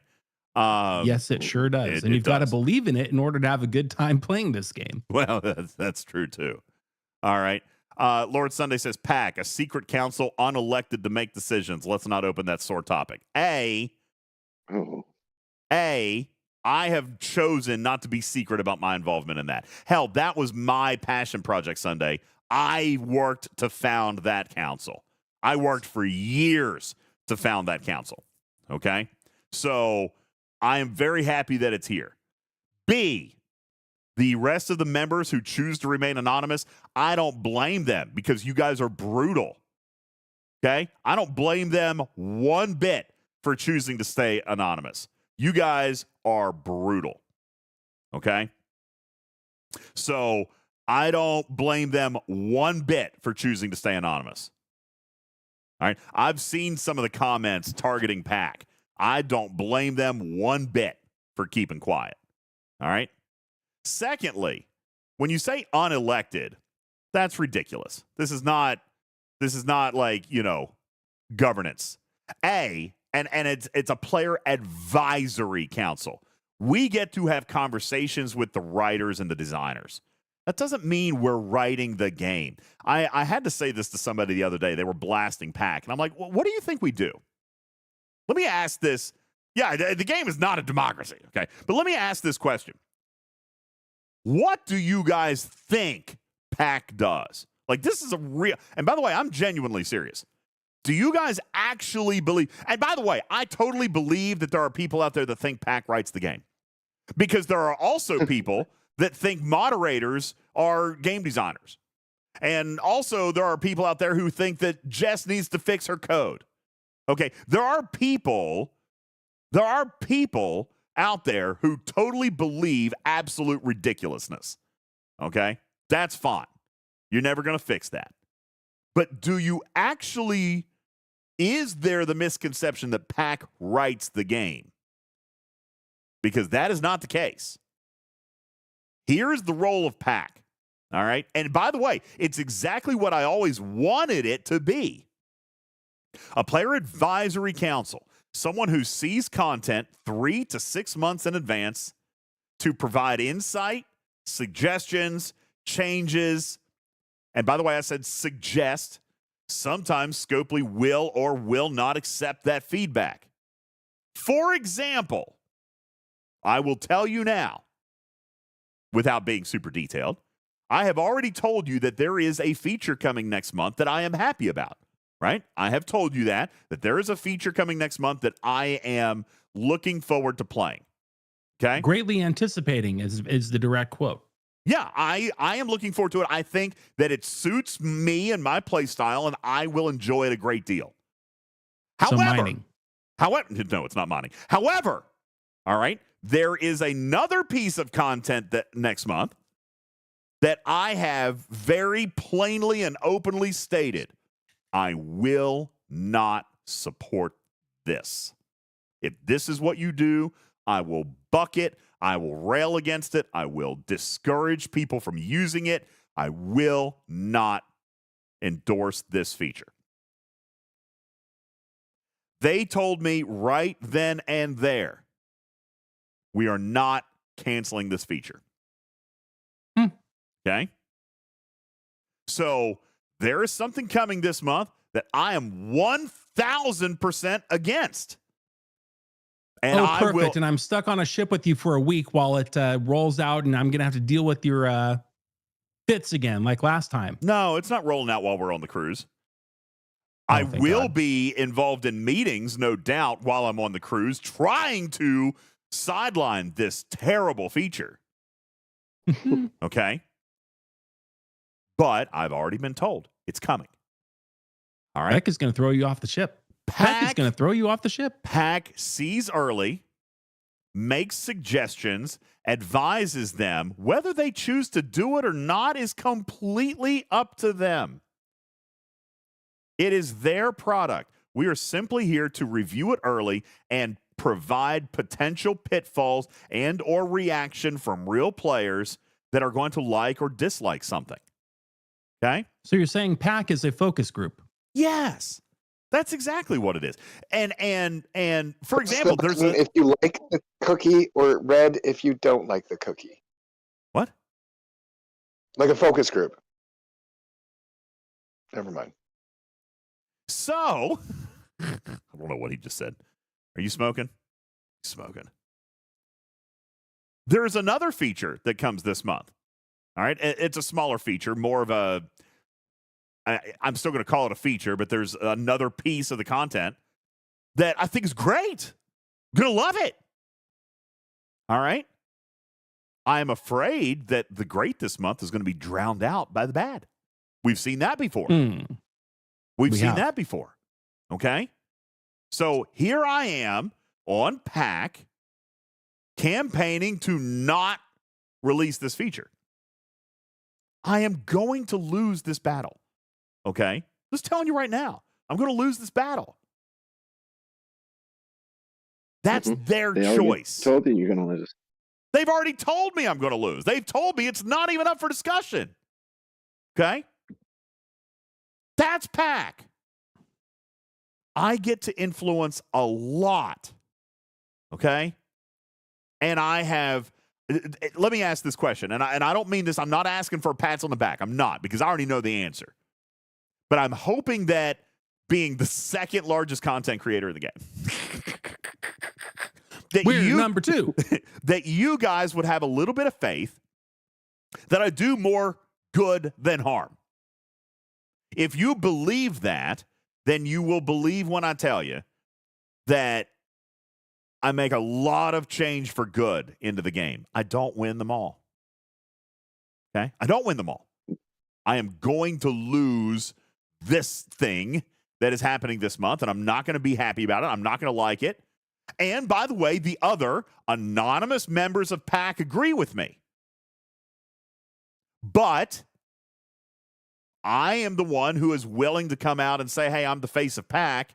I worked to found this thing. I'm not going to disavow it now. I believe in PAC. I believe in what we're doing. I believe in the power that we do have. And I'm proud of the work we're doing. Even if some people out there want to crucify PAC, I think that there's a serious misunderstanding of what PAC has the power to do. All right? Or they don't understand the A in PAC, which is the bottom line. Advisory. Absolutely. Okay? Now, Sunday says PAC has been poorly communicated by Scopely about. That is on PAC. I'm telling you right now, Sierra Uniform would love to broadcast all the stuff that we do there because she thinks that they're wins, and she's right. We win a lot more than we lose. And she wants to talk about it all the time. The PAC says no because they want their anonymity. All right? So while I get that, Sunday, I totally understand it. And let me be very apologetic and sympathetic. I know that you guys want to, and the reason that people are upset about it is probably because they want to be more involved. They want to be on PAC. They want to have a voice. And I'm happy about that. I'm excited about that, which is why I say, let me be that for you. That's why I'm not afraid to say, hey, yes, I'm on PAC. Tell me what you want. And by the way, because I'm on PAC doesn't mean that it's my opinion. All right? I have surrounded myself with a phenomenal team. Phenomenal team. Griffin gets to counsel me. Tarpey gets to counsel me. Jules Verne gets to counsel me. Okay? I get to crack jokes. Matters gets to crack jokes that are mostly not funny. Okay? Well, he'll never top the mom and the cookies joke ever. All right. Game Junior said it's challenging because players don't know if these bad things Scopely does are being encouraged by PAC or not, and that's the issue. Well, I'm going to do my best there, Game Junior, to tell you what we've done and what we've not done. I'll give you that track record. And by the way, I have owned when I've made mistakes. I've told you before I've owned it. I've told you before when my feedback gets misinterpreted, like the impulse cap. You know? So I will be as transparent on that as I can be. If PAC has never truly created a monster in this game. If that's what you guys are afraid of, you have to understand these are top players of the game, and they have many things in common with how you play the game and what you want to see. Carissa, you are very well represented. Carissa says we got Neelix instead of a rare forbidden tech. Major mistake. Now, I agree with that, and hindsight is 20/20. More dead. You relax for a second. I'm going to remind you, hindsight's 20/20 for everybody. But I'm also going to remind you that rare forbidden tech at the time was not for all hostiles. It was only for Q's trials. It did not provide protomatter. All right. It did not have any of those things when it launched. Okay? Yes, it did. No, it did not. It had the refinery when it had that refinery when it launched. The refinery. Okay. Yeah, it had its refinery, but it didn't have any of the power. We didn't know about it, and it didn't have any of the power that it has today because it wasn't a generically used forbidden tech. All right. That being said, I still openly admit, Mordead, that it was a mistake. You say I still wanted the forbidden tech? Well, sorry, you can be mad at me. I made a call on that one. I made the error. That's me. I'm on PAC. I made a mistake. Will you, for those who don't know what the first thing is that you're talking about, give us the 10-second story of what that is? And by the way, this is a podcast. In fairness, that was not even a PAC decision. That was just straight up my decision. That was me. I made that call. I will own that. Griffin wants the backstory. PAC is a player advisory people don't know. council. Player advisory council that I've fought for years to get. I wanted players who actually play the game, who understand the math and the mechanics and the triangle and the way officers work and the way Pike works and the Spock down bug. I wanted real players testing content. It took me 5 years, but I got it. Okay? The Player Advisory Council is a group of players. I believe there are 6 of us. It's a very small group. There are 6 of us that range from G4 to G6 who get to see content months in advance and play in it in advance to test it. And yes, Sunday, 6. Okay? And the reason for that is A, got to keep the circle small. We were warned. I'm not even in it for the sake of checks and balances, because that would not be fair. Griffin's not. Neither is Tarpey. Neither is anybody else that I've mentioned. I'm there. Okay? Now, I will counsel with my team non-specifically about general ideas. I used to do the same thing with Bubba Joe. Okay? I will counsel with my people. So when I come out and I say this or that, or I'm thinking about this and I'm thinking about that and I'm doing all this, there's always a reason for it. I'm always cooking, guys. But legally and contractually, I can't tell Griffin what I'm doing on PAC. But I can bring it up in conversation. I've done this a million times, even here on the podcast. I'm like, hey, guys, what do you think about this or what do you think about that? We'll have a debate. That's always with purpose. It is always me gathering data. And by the way, there are always members of PAC listening. There are always staffers listening. I see one staffer in here right now tonight, probably clenching their butt cheeks because I'm talking about PAC. There are 6 of us Sunday because I was warned in the very beginning that the first time there was a leak, it was going to be shut down. I only wanted a small group of people that I could trust because I built the first PAC. Now, the first PAC has since phased out. PAC goes through cycles. Every player except for me that is on PAC was not there when it first started.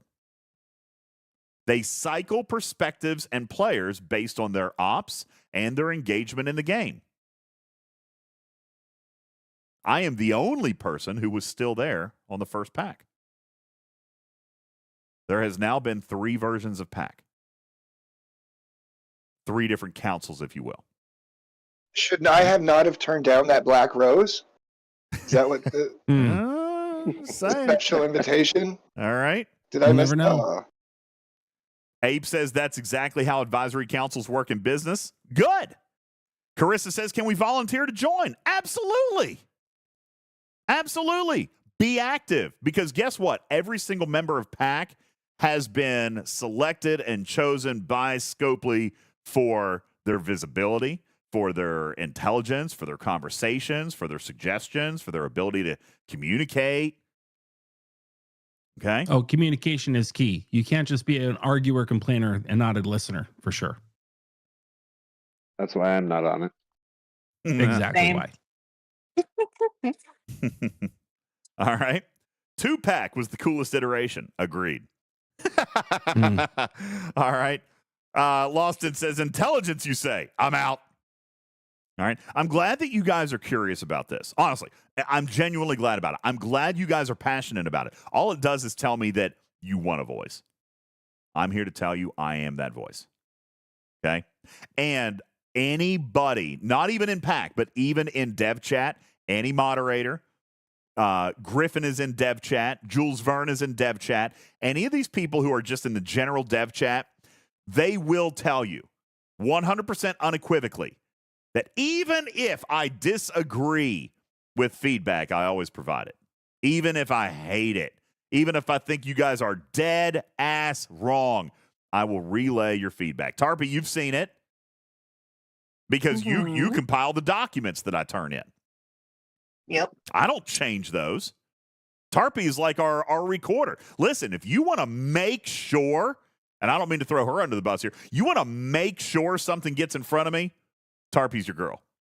She is incessant about making sure I read every document she sends me. I do not. She gives me pop quizzes. Hey, did you see this line? Did you see that line? What about this question? If you want to make sure I read something, you give it to Tarpy. All right? She is your number one first line of defense against my ADHD. Rip my inbox. All right? She makes sure that I read everything. I count on her for that. That is why every member of our group here, every member of our stage, of our cast, has a responsibility and has work that they do. Karkin is an incessant science nut. He tests everything. He goes and tests. He got into an argument in our Alliance chat the other day with Captain Bull and JB about officers and crewing and all this other stuff, offering a different perspective for lower spend players who don't have DeMarco. There was actual controversy in our AC the other day because Karkin was speaking up wanting to test this on these new Krenim formations. Everybody here has a role. Everybody. That is not. What did Karkin want to test? Hey, well, I don't remember specifically. I just happened to see it. Well, Karkin, it was you were doing Krenim formation armadas, right? Well, I wasn't even in the Krenim formation, but I just You were came talking up with a about decent crew, and you were talking about the crewing of it. Yeah. So as long as you're, whatever. It's too long a conversation. You just keep going. it was a long conversation, all right? But he's out there. He's gathering data. He's a field reporter, all right? Putz is gathering data from a very large power alliance on his server. They, I think, have a lot of skewed perspective because of their whaliness, but it is valid perspective nonetheless. Despite how things sometimes present on the show as being whaley or not whaley or this or that, we work very hard. And when I say we, I mean Talking Trek and all of its parts and all of its people and its community. You guys. We all work very hard to make sure that the game is the best game it can be. Guys, if we were writing it, if we made the decisions, it'd be a different game for sure. We do what we can. I've got Griffin here, who is the most phenomenal partner I could ask for. Tarpy is a godsend to this show. All right. Her organizational skills and the scientific mind that she brings and just her unwavering ability to be in my face all the time. Thank you, I think. She is the best person to hold me accountable than I've ever had on this show. To hold me accountable, to make sure that things are being done, to make sure that commitments that I am making are being followed up on. She, without even knowing what's going on in dev chat meetings, she'd be like, hey, did you bring this up in the meeting? Did you talk about this in the meeting? Hey, don't forget, you need to do this in the meeting. She's brilliant. Thank you. What I mean to say, Lord Sunday says, so forward all concerns to Tarpy. That's why she said No. rip her inbox. No. My point to I have this, ADHD too, so good luck, everyone. The point that I was making here Sunday was not to make this a big monologue about PAC, but I appreciate you giving me the thought process to talk about it, because I know that PAC is controversial to some players because you want to know more. It's PAC's choice. The individuals, by the way. And by the way, I am proof positive that the individuals can come forward if they want. Okay? I'm not barred from saying I'm on PAC. I have said I'm on PAC. I've said it from the very beginning. I am not afraid to say I'm on PAC. I totally understand why some people are. You guys are vicious. What about somebody? I play on a server that obviously attacks me incessantly, but in good fun. I am respected and liked on my server. I don't think that there's too many people that would grief me until the end of time. But we've seen that, have we not? No one shell has never played this game and had a moment's peace. Do you think that if some people found out that someone on their server was playing on Pack and they didn't like something, that they wouldn't just rock that player, especially if that player was, I don't know, a G4? What if that player can't defend himself? What if that player gets KOA on his server because someone doesn't like arenas? I get why they want to stay private. That is their prerogative. I support that. And I'm never going to out somebody for doing that. As far as I'm concerned, they're providing a service. For free, by the way. Oh, yeah. That being said, I understand why you guys want to know more. I'll tell you anything that I legally can about it. I appreciate the opportunity for allowing me to speak about it tonight. Thank you, all of you. Pack does not get gift packs. No, they don't, Retrieving. Isn't that wild? Moderators do. Content creators do. Pack does not. Isn't that wild? And you're talking moderators on official. You're not talking us. Yeah, that's correct. That's correct. Yeah, my moderators don't. I'm talking about the official moderators in red over on official Discord. I've tried to get my moderator team, but that would be favoritism. So I don't get to. Polish Prince says whales get to vote with money. You're absolutely right. That's just it, man. That's just it. Polish, one of the features that are coming out this month, I'm going to think about how much I can say. I have warned them. Okay, I'll tell you this. This is a quote that I gave them literally, I think, yesterday. I believe the feature that I am not happy about with for next month, I think it is on the level of Carol Freeman. Uh-oh. Okay? I said that. I believe it is on the level of Carol Freeman. Well, that would be a 911. That's what I think. Ooh. And guess what? It's being sold. So when you say that whales vote with their money, why do you think decisions like this happen? It's because they know people are going to pay for it.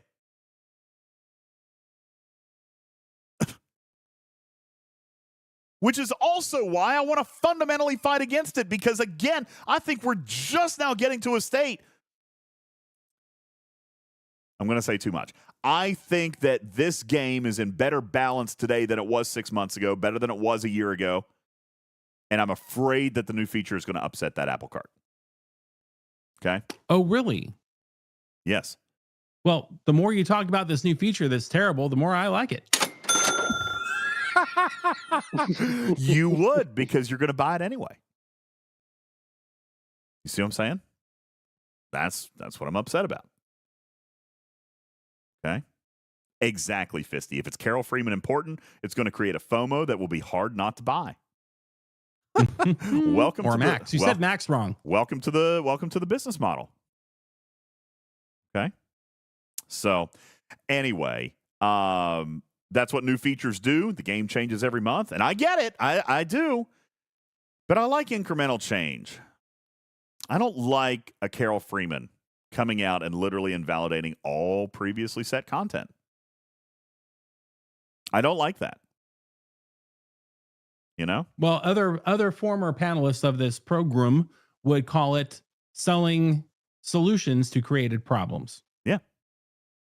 I'm not a fan of that particular model in quite the accelerated fashion that it has become today. Okay? All that to say is PAC is united against this feature, and we've all been told, too bad. Okay? So when something happens that is not good in the game, it's not fair to blame PAC. But I know a lot of players do. People think PAC just rules the game, which is wild to me. But that's not the case. All right? It's just not the case. I want you guys all to understand that. Yeah, blame the VIP server first. Yeah. Trust me, they listen to the whales so much more. All right. I'm sure the whales are laughing, belly laughing right now because they don't get to be heard as much as they would probably like either. Okay. And that there is proof positive to that. If the whales had any real say or opinion that meant anything, there would be a lot more G6 rares out there for us to participate in, and they never happen. So yeah. So anyway, you know what? Do me that favor, Sunday. Do me that favor. All of you guys who want more information about PAC or want to be a part of it or want to understand it better, help me out with this because I know that there is frustration out there surrounding PAC.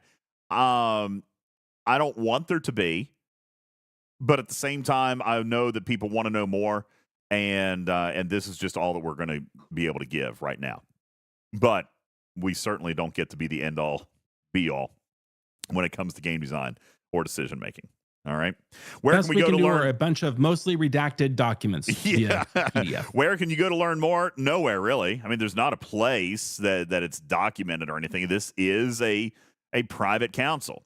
But as I am being public about it to the extent that I am comfortable being, I am telling you now that I will always report to you anything that I can and am willing to discuss from that council, which is why I've chosen to be public about it. You can get your information to learn more from here, from me, is the best I can offer you right now. Okay? They listen to VIP more. Maybe. I mean, they listen on certain topics, just like they listen to me on certain topics. Listen, I'm not going to sit here and say that I've not had influence on the game. I have. I've had a great deal of influence on the game. A lot of influence, for which I'm eternally grateful. And without patting myself on the back, you guys should be grateful for that too. Oh, wow. Okay. I mean, we stop a lot of stuff before it starts. We don't get it all. That's true. Okay, we don't get it all. But guys, the charged and static exos and all this stuff, we're going to have very different names when it came out. Their naming conventions were confusing AF. Yeah, they were going to have very different names. And the funny thing is that without super saying hard. what it used to be, if you just look at the formation armadas and how those are named and what you need to apply in order to be correct for which ones to put on which ones, you can kind of get a little sniff of what it was. But yeah, it was not good. And that got changed. It did get changed. Thankfully. It got changed. For the first month. Yeah. The names are still bad. Wham, trust me, they were so much worse. They were so convoluted, dude. I mean, honest to God, I could look at it. I was looking at it. I had the developer's notes and I still couldn't figure it out. All right. You would literally mess it up on the regular, guaranteed. It was designed for failure. That's the only thing that I can think of, is that it was designed for failure. All right. So Carissa says, I didn't find them confusing at all. Not now. Listen, well, you're welcome. Yeah, you're welcome. You're welcome. More Dead says, can't be grateful for something we have no idea about. I'm giving you the idea. I mean, I'm telling you everything I can tell you, dude. All right? You're not going to get more than I'm willing to give. And I'm the only one you're going to get it from. So you can be happy about it or not be happy about it. That's it. All right? But it is what it is. And I am glad to have what level of influence we do have. It's better than it used to be. It's better than it used to be. It's a lot like Ghostbusters. Think about it from the perspective of the average New Yorker. You would have never known about Zool. You would have never known about Gozer.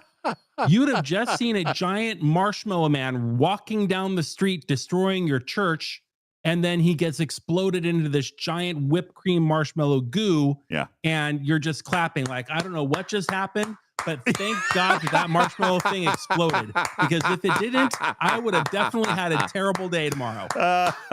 And that's PAC. General Ark says, so what you're saying, DJ, is that I'm personally responsible for Wesley Crusher assaults and arenas. Correct. Sure. Fine. We'll go with that. All right. And Carol Freeman. For the wow, wait a second. I have been fighting words. I have been super vocal. I have told you the story. You went to California. I told you you went out to Culver City. I told you the story about how I was literally sitting on the couch in Echo's living room when we learned about Carol Freeman. And I was like, what? I need to drive over to the office right now and just beat on whoever thought this was a good idea. And then it happened. Specifically what you learned about was that she was actually for sale right after you were told that she would not be for sale. Yeah, I think you're right about that, actually. Yeah. I knew. Yeah. That was the salt in the wound on top of it all. Like, it's not bad enough. Now we're actually going to be selling her when we didn't think we were. Yeah, good old Carol Freeman. That was a mess. And General Ark, in fairness, PAC didn't come about until it's been less than 2 years. It took me about 5 years to get PAC off the ground, so we were not around for Assaults or Wesley Crusher. As far as PAC goes, now I was still involved with game design then because I remember Assaults and I remember fighting against that. All right. And as a matter of fact, I'll tell you a story about Assaults. I actually, from the design board, I endorsed Assaults from the design board. I remember you being excited about it. I did. I endorsed the concept of Assaults, okay, from the original design board. The problem is they made the loop so terrible. Like, there's no purpose for all those. I don't even remember what they're called now. The stuff you mine. The Alliance Star bases? Yeah, but the stuff that you mine, the plasma. Like, none of it mattered. There was no. Like, what does it do? There was no importance. What do you need it for? There was no importance. Listen, if all of a sudden today they redid that whole store, the research tree, it got a faction store, whatever. If it became valuable today, then it's worth investing in. It's worth reinvesting in. It's a playable mechanic, and the combat features of it were okay. The thing is, it didn't matter. Nobody cared. It was stupid. People needed speed ups, or they needed those other things that you get from refining. It was dumb. But nobody needed plasma. Nobody. And that's all you could get. That's it. There was no benefit to performing an attack. They even sourced it. They even sourced the directives freer than any other directive ever sourced in the game. How many are you guys holding on to? I mean, seriously. Billions. Well, no, you probably have hundreds of thousands. You probably have hundreds of thousands at this point. But listen, it was a very playable mechanic. If it had value, which was always my argument, if it had value, it would have been a good feature. It had zero. It had none. None. Absolutely I still have a person none. in my alliance going along and plunking away and upgrading that thing because I still see it in alliance chat. Yeah. I often ask them, why are you doing that? What is the purpose of any of this? And they go, I don't know. Somebody told me to do it 2 years ago, and so I do it. Just in case. Yeah, we've got one person in our alliance who keeps up with it as well. Just in case. Just in case. Mine does it so they can finish the research tree and say they're done with it. Yeah, there's only like 4 researches in that tree that are actually worth anything, though. Yeah, the researches are mostly bad, and I agree with that. But they're mostly bad. Yeah, they're mostly self-contained, right? It's to help you with. That's just it. It's a self-contained. It's a self-contained loop that has absolutely no benefit to the broader game. None. If a lot of the stuff on the starbase had actually applied to your real ships, so therefore you had a stake in building the base. That's what it was all about. It was all about worth. It never had any worth. You're 1,000% right. It never mattered. Have you guys looked up these directives? Anybody looking? I don't even know where they are. I don't even remember what they're I've never called. started an assault. Like, not even during the month they were out. Neither have I. Like, what's an assault? I always say, what's an assault? That's why. Trying to find them. It might be easier to find a starbase and just click on it. I don't know if that's going to be easy either because nobody minds with them. They're never out. Well, there's literally always one in some of the small systems, that okay, I have 73,000 Oh, Lord. of these things. Under And it takes inventory, 200 to other, do one. about 1/3 down. Okay. Yeah, it takes 200 to do one. What are they called? Assault directives or what? Tactical mandates. Tactical mandates. Oh, that's probably, I wasn't even looking for that. Okay, tactical mandates. Let's see if I can find them. How many tactical mandates do you guys have? Is it before or after the TOS salvage parts? It'd be after that, right? Tactical mandates. Depends. They've been shaking some stuff up recently. Still looking. Under which tab? Other. It's an other. Other. Super Cruise says, I have 86,000. Ben Sai has 11,000. Cruzito has 100,000. Jeefboo, 91,000. Wham, 147,000. I just found mine, 127,000. Carissa has 158,000. Lost in 121,000. Who Only half cares? as many as a lot of you. Who cares? I care because now I'm wondering what I've missed. You were lower. I mean, are you doing something? max pulls in the refinery for Cardassian? Because by the way, there's no reason to. Oh yeah, that's it. Who cares? I haven't pulled Cardassian in months. I tell you, Yeah, that's it. I pulled a bunch Don't of tell it my here. alliance. Well, here I pulled a bunch of it here recently because you guys made me drop tags. By the way, you want to see something crazy? Here's how worthless the loop is. Okay? Or rephrase, maybe how easy the loop is, how it never had value. All right? When did you make me do that, Tarpy? Literally Your birthday. My birthday. 33 days ago. I'm already back to 10,000 alliance rank. It took no time. No time. Because the loop is just busted. It was poorly designed from the start. I never was against the design of assaults. I was against the application of it, the release of it, the implementation, which is where Scopely fails so much with so much frequency. The concept of assaults was great. The way that they built it ended up being garbage. So, oh yeah, I should bubble. Thanks.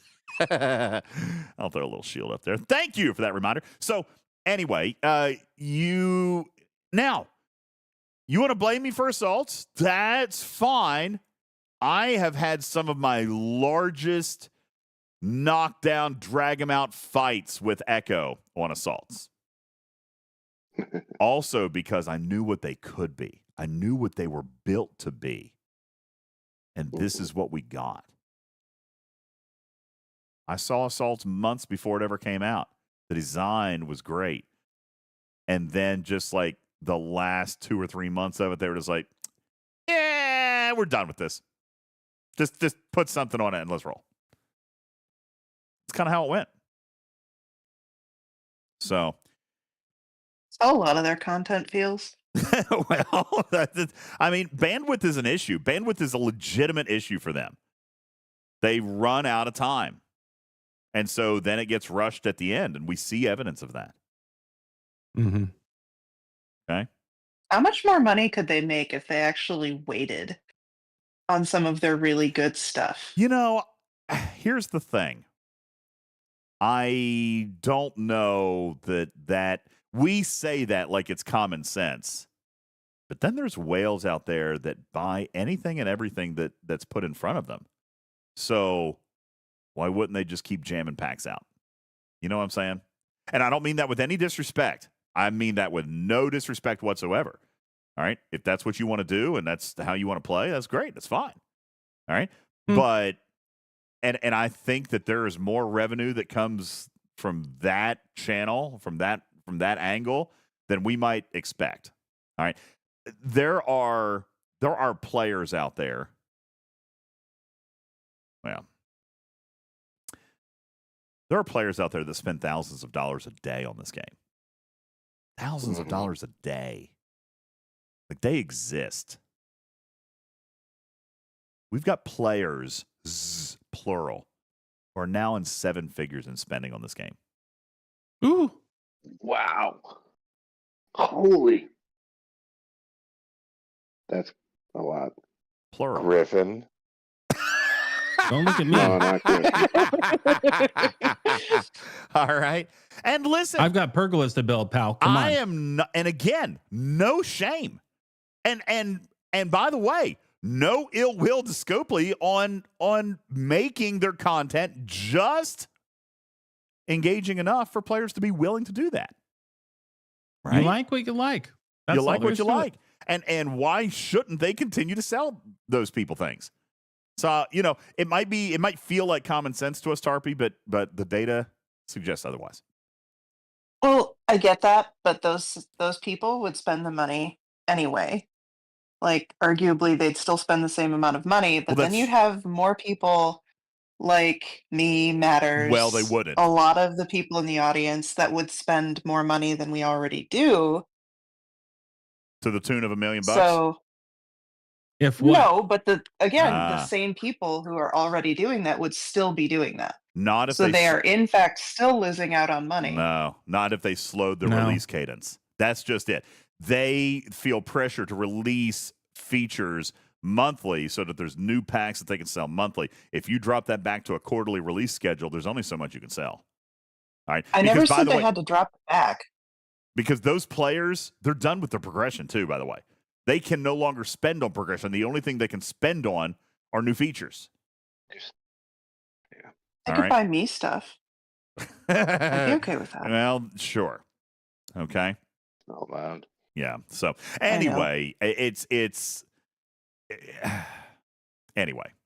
All right. Great off the cuff conversation, by the way. And it all started with the event store loot. I'm just going to simply come back and say that 180,000 should end up being the number. Should end up being the number. And we still have 3 more days of events that are not on the tracker. I'm going to take you back to the tracker now. The one thing that Jules does differently with his tracker that I did not used to do is that I would actually project out based on what's in the calendar. So right now, on day 17, you're at 161,000. There are still 3 days worth of events left to be added. I'm here to tell you, you are going to get your 180 as a sub 40 free to play. And for Ops 40 plus free to play, you are now at 333,000, which I'm going to argue, since the new overhaul of the event store now makes this the best paying event store value-wise of all time. That beats December of 2020?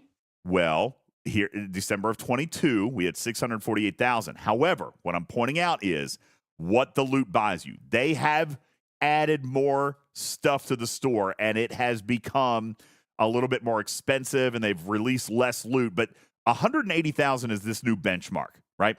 And they've even actually, and by the way, I'm not wildly opposed to this. 180,000 is essentially, what do you get in a $100 pack? It's between 150 and 200,000, right? Yeah, 200,000. Okay. So if they put out a $100 paid only item and it costs 180,000 loot worth of engagement, then that's about right, right? We agree that's roughly $100 worth of spend, $100 worth of currency. Okay.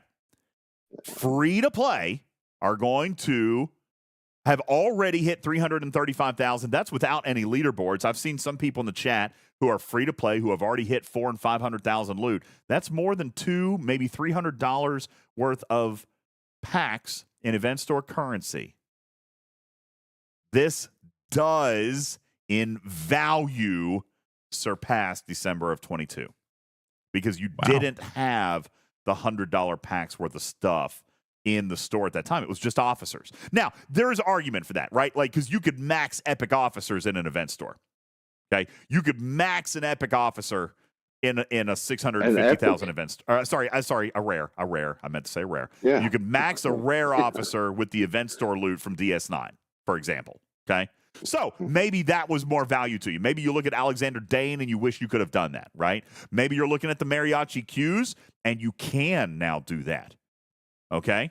Mm-hmm. Maybe that's possible. Maybe you're looking at Tuvok or Icheb, and maybe that's something that you want to do. If you find value in that, you can. All right. There's fewer officer shards available in today's event store, but more exclusive content is available in today's event store. So Six Flash says don't make that crazy analysis that it's the best paying of all time, because that does depend on perspective. As Dallas pointed out a little bit ago, the event store is kind of worthless to him, so this might not be a good paying event store. The bottom line is the currency exchange of loot has changed, okay?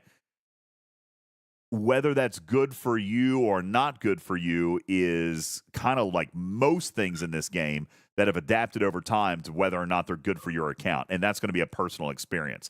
But the amount of loot that has become available, this event store is the best since that time with what you can buy in the store. And to a free-to-play, certainly, it's going to have probably some of the best value in years. Okay? But, Dane is no good now with the impulse cap. I use Dane outside he's not only. Yeah, I use Dane outside of arenas. It's not like he only works in arenas. I like him in waves, too. I like him in waves. I like him in normal grind. I'd take him out when I do my dailies. Just makes it faster. He's one of the top priorities for below decks. I would almost think. Everything I do. I would think so. Who? So. Dane. Yeah, it makes grinding faster because you're speedy. I agree with that. He's better if you're grinding in hazard space. He's worth more than most of the other below decks. Yeah, people, because you lose more to the hazard than you do to the fight. Yeah, I like him there. Yep. So he's massive. So listen, whether or not this was planned, I doubt it. I feel like it's reactionary. Nonetheless, Scopely responded to the calls from the community, and all of the requirements are going to be met. And I think that's a good thing for players all over. Okay, it's a good thing for whatever it is that you're choosing to buy. And if you're Ops 40 plus, you're just raking it in. Okay, if you're 39 and down, you're going to hit the bar. If you're 40 plus, this might be one of the best event stores in a couple of years. Okay, might be one of the best event stores in the last couple of years. Six Flash says the only reason I can't buy your commentary on that is that the existing stuff did not drop in price. I agree. Officer shard shouldn't be 2,000 per shard anymore. As a matter of fact, you really gotta look at that. Okay, let's consider this. Let's call it 40 shards as a rare up unlock, which it's not. It's usually a little bit less than that. But that would be what, 80,000 loot? Actually, you know what, Six Flash? Maybe they balanced it around that. Because think about this. If 40 shards is the cost for an unlock, that would be 80,000 loot, right? A rare officer unlock is usually $50. 80,000 loot is about half of what you would get in a $100 pack. So maybe it's just that they've balanced it. It might not be the same. You know what I'm saying? They might not have to drop that price, but maybe, hell, we did always say the rare officers were the best buy. I mean, we did say that for the longest time. The rare officers were the only thing to consider because of the value you got out of them. Now they've just balanced some other things out, so maybe. Now, Caledon says 6,000 for an epic is horrible. You're looking at 600,000 loot. But what do they value an epic officer unlock with? Which, by the way, I know that we don't agree with it. Okay, but what do they value an epic unlock for? It's $400. So 600,000 loot's probably about right, Caledon. So, that's another consideration. It looks to me like in a lot of these areas they've just brought a little bit of balance. Now, Queen Rach, you bring up an excellent point. Says, well, then the whip is overpriced based on that metric. I agree. I am a little fussy with how they did it. However, in all fairness, it has been the white whale. We have demanded it and demanded it and demanded it and demanded it for so long. Honestly, $49 is probably a damn steal. Mm-hmm. Okay? Yeah, for the value it's given, it's definitely. We have, I don't mean blame the community. I'm just saying because of its value, we've upped the demand on that. They saw an opportunity. They probably are thinking, man, we should have probably sold it for $100. Mm-hmm. You know, For the refinery alone. Yeah. I mean, honestly, that's what Rockstar's saying. For the whip refinery, people would have paid $100 for it.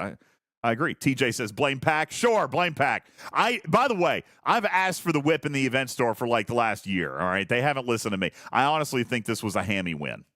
I think this was a hammy win. I've asked for it forever and ever and ever, and I never get anywhere with it. I think Hammy's been on this one. Duder says, well, then they messed up the math, though, didn't they? I don't think so. I think they're thinking to themselves, if you still want to buy it for $50, go ahead. But we know what it's really worth, and that's what you're going to spend on it if you want to get it.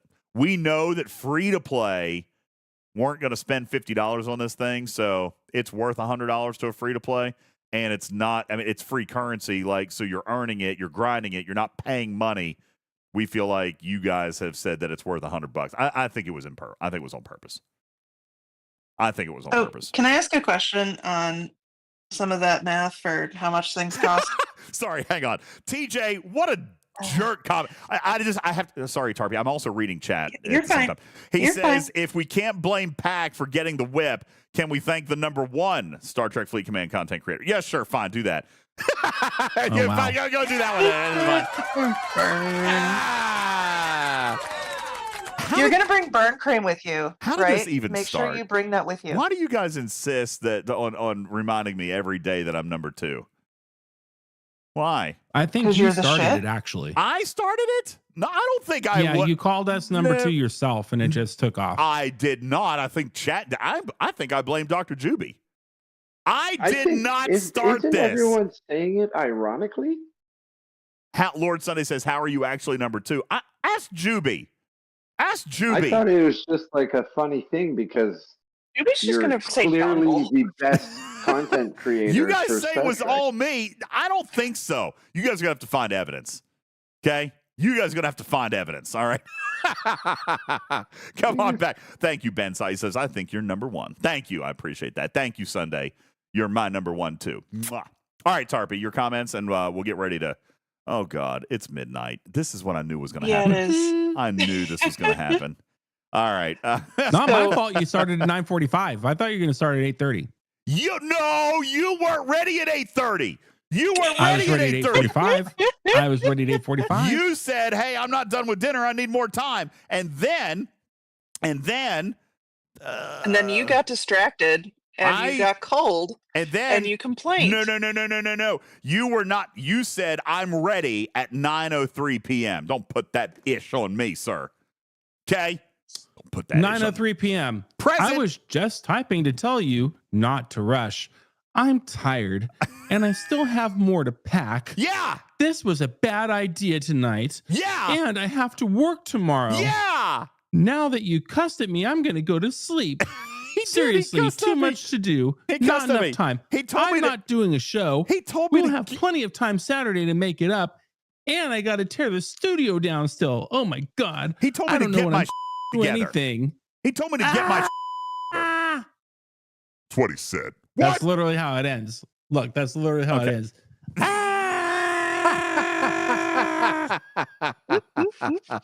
Oh, sounds like the second best content creator. I know, with that attitude, right? All right, Tarpy, I'm going to give you some of the final thoughts here. We're going to have to get ready to go. Just the what's worth $100 to Scopely versus us. Yeah. There are things in the event store that they have for something like 350,000 currency. Avatars! Or the stinking Cerritos skin for making the Cerritos buff last twice as long. That was not sold for $200. Yeah. Yep. And it is in the event store for functionally $175. No way. Did you just put my phone number on the screen? No, I did not. Did you just put my phone number on the screen? No, I put it. Oh, I you were put it all the talking way to me for down. a second? Your number's not on. Your number's not even on this screen. TJ! So get bent on that. TJ. Oh, he says, all right, I'm joking. You just gave me a panic attack. Dr. Juby says, it's ringing. Oh my God, it's ringing. It's an old woman. Sorry. Hang up. Oh my God. Hi, Risk Breaker. Nice cube. Oh, it's good stuff. Did he dox my name? I don't know. Did you dox my name? No. No, I did not dox your name. Your name's not even in my phone. That means my number would have been there. No, it's a pseudonym in my phone. It's not your real name. What name do you have in your phone? Don't worry about it. Sugar baby. Let me see it. What name is it? What name is it in your phone? No. Tell the people. Are you sure you want to know? I do want to know. How am I named in your phone? That's for me to know and you to find out. Tomorrow. Yeah, I'll find. The name is number 2 content creator. I hate you guys all. I hate you. It sure is. Punch drunk kitty cat. Kitty cat bitch. Yeah. Yep, that's exactly right. It was under number 2. Thanks, guys. You guys are all terrible. Oh, so you're speed dial number 2. Easy. Okay. All right.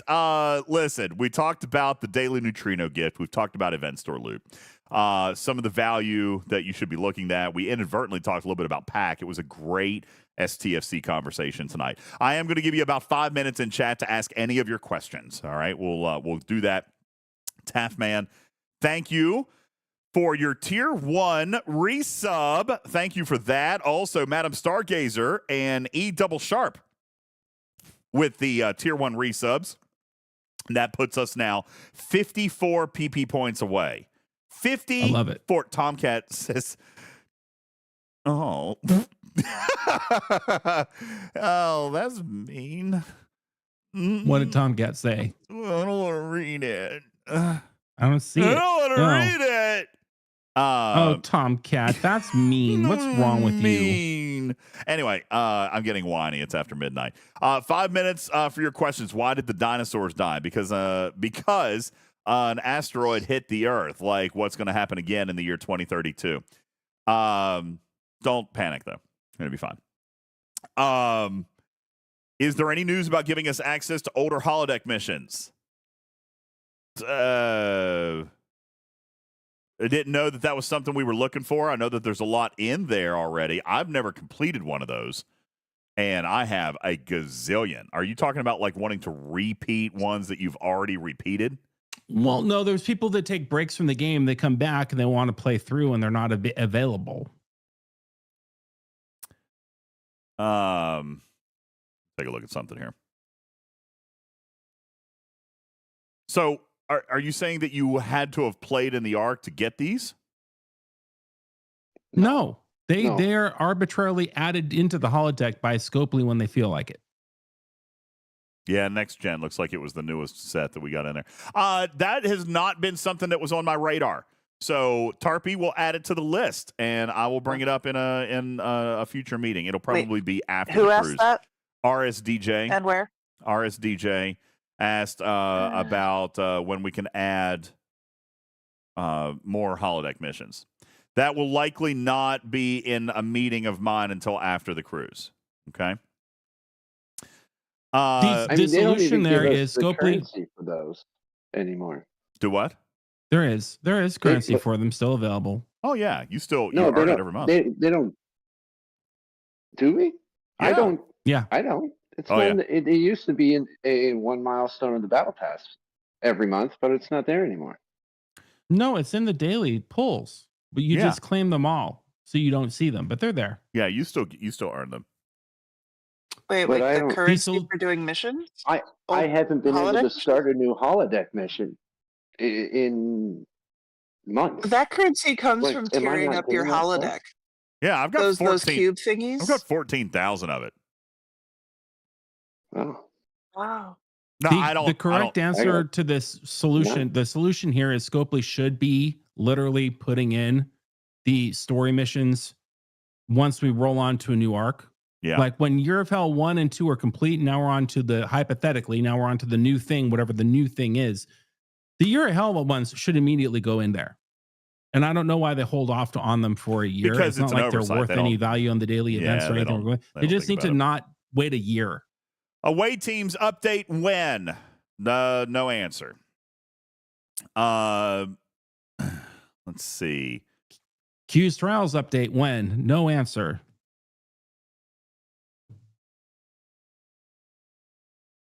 Speaking of Are coins, they going to give us? sorry, go ahead. I was going to say, are they going to give us the other 50 directives for the new formatas, or am I forever going to just have 50? Well, you could have earned them in a solo leaderboard. Shame on you. Do better. Oh, not again. G7 date coming soon. By the way, I did get an email. I know that we were and are an Amazon partner. I did get an email the other day that they are discontinuing the Amazon Coins program. It's not a surprise. They've let their store suffer. They are actually shutting down the Amazon App Store for Android users. Amazon App Store will still be available for like their Kindle devices or their Fire devices, whatever they're called. But they're shutting it down for Android purposes and discontinuing the use effective today, or discontinuing the purchase of additional coins effective today.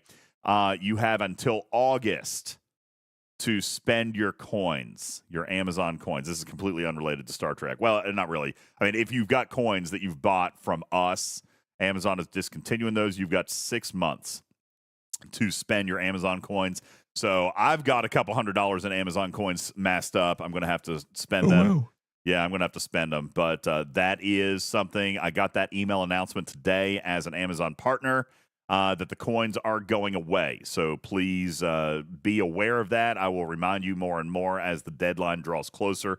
They are no longer selling coins as of today, but you will need to spend those before August or they will be evaporated. Mantis, You should use them to upgrade your disco. Get it. I might. Mantis Comp Chest when?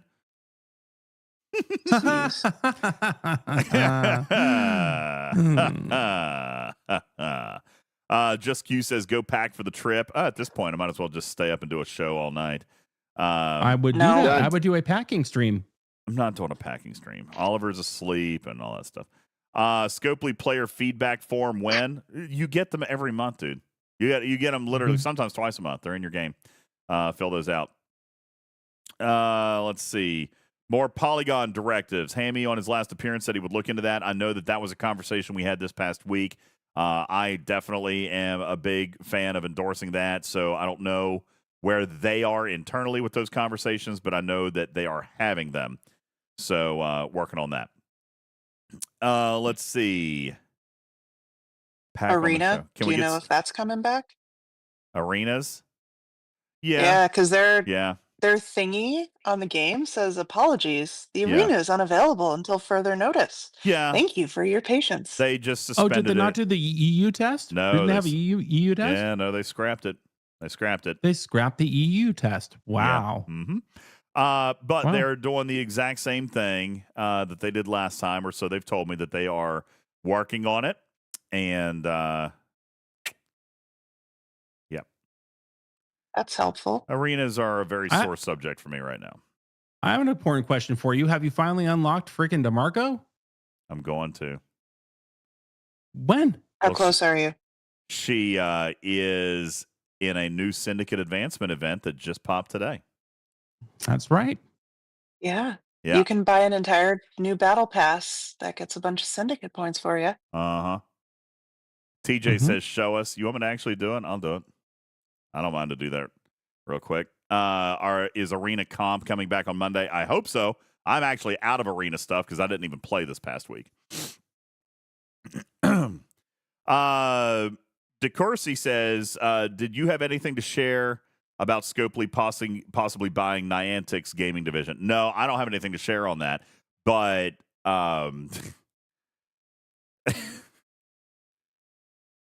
I have no comment. This is not a surprising thing. That's what Scopely does. They buy and sell. They acquire successful games. Look at Monopoly Go. Look at Marvel Strike Force. They bought all these. Pokemon Go is a force to be reckoned with. It makes absolute sense that Scopely would target them, especially if they're going to get a good deal. And I would imagine that game will become more expensive if Scopely gets their hands on it. But at the same time, it makes sense because there are literally tens of millions of players on that Scopely gets to add to their portfolio, including all of my kids. Which, hey, look, I'm going to look on the bright side, DeCourcy. Maybe I'll get expanded content creation opportunities because my entire family plays that game. So, but as far as actual commentary or anything to share, no, I don't have anything. If they do it, good on them. If they don't, I guess they have their reasons. I don't have an opinion on it one way or another. So, I mean, to be perfectly blunt, I want Scopely to succeed. I do. I am a partner. I benefit from their success. I benefit from their game portfolio. I benefit from their audience. And vice versa. I think they benefit from us as well. So I want them to succeed because that provides me more opportunity to succeed, So personally, I'm not opposed to it. I hope it goes well. I hope they don't mess it up because I know that game is beloved by millions and millions of people. All three of my kids play it. My brother plays it. My nieces and nephews play it. My entire family loves that game. I hope it doesn't get messed up. That being said, I hope it's a successful product for them because I want Scopely to be successful ultimately. I'm not ashamed to say that. They're our business that I have a business professional relationship with, and I hope that they are successful. DeCourcy says glass half full. I like that. I hope they do well. I hope they do well with it because that means it'll be it will ultimately be good for me as well. So it's hard to play the game. It takes me down roads my truck can't go down. Listen, my kids get Pokestops all the time. Like tonight, honest to God, during this show, Noah sent me an app request to buy Pokeballs because he's going on a raid with one of his friends. Nerd. Again. Wait. Does the ship have a Pokestop or multiple Pokestops? Listen. All right. Not that I want to talk about Pokemon Go here, okay? But when I took the boys on the Christmas cruise, they were so freaking excited because apparently there's regional Pokemon. There's like Pokemon that are only available in certain regions. Sweet. So that's true. Yeah. So when they went to, the Caribbean, they earned Pokemon that none of their friends have. Okay?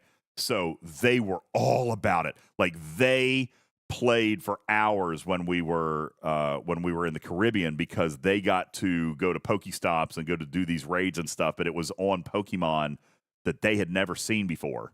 So they were that's what I did in Australia. Yeah, they were very excited about that. So they play it and they're very excited about it. They're very in on it. They are nerds.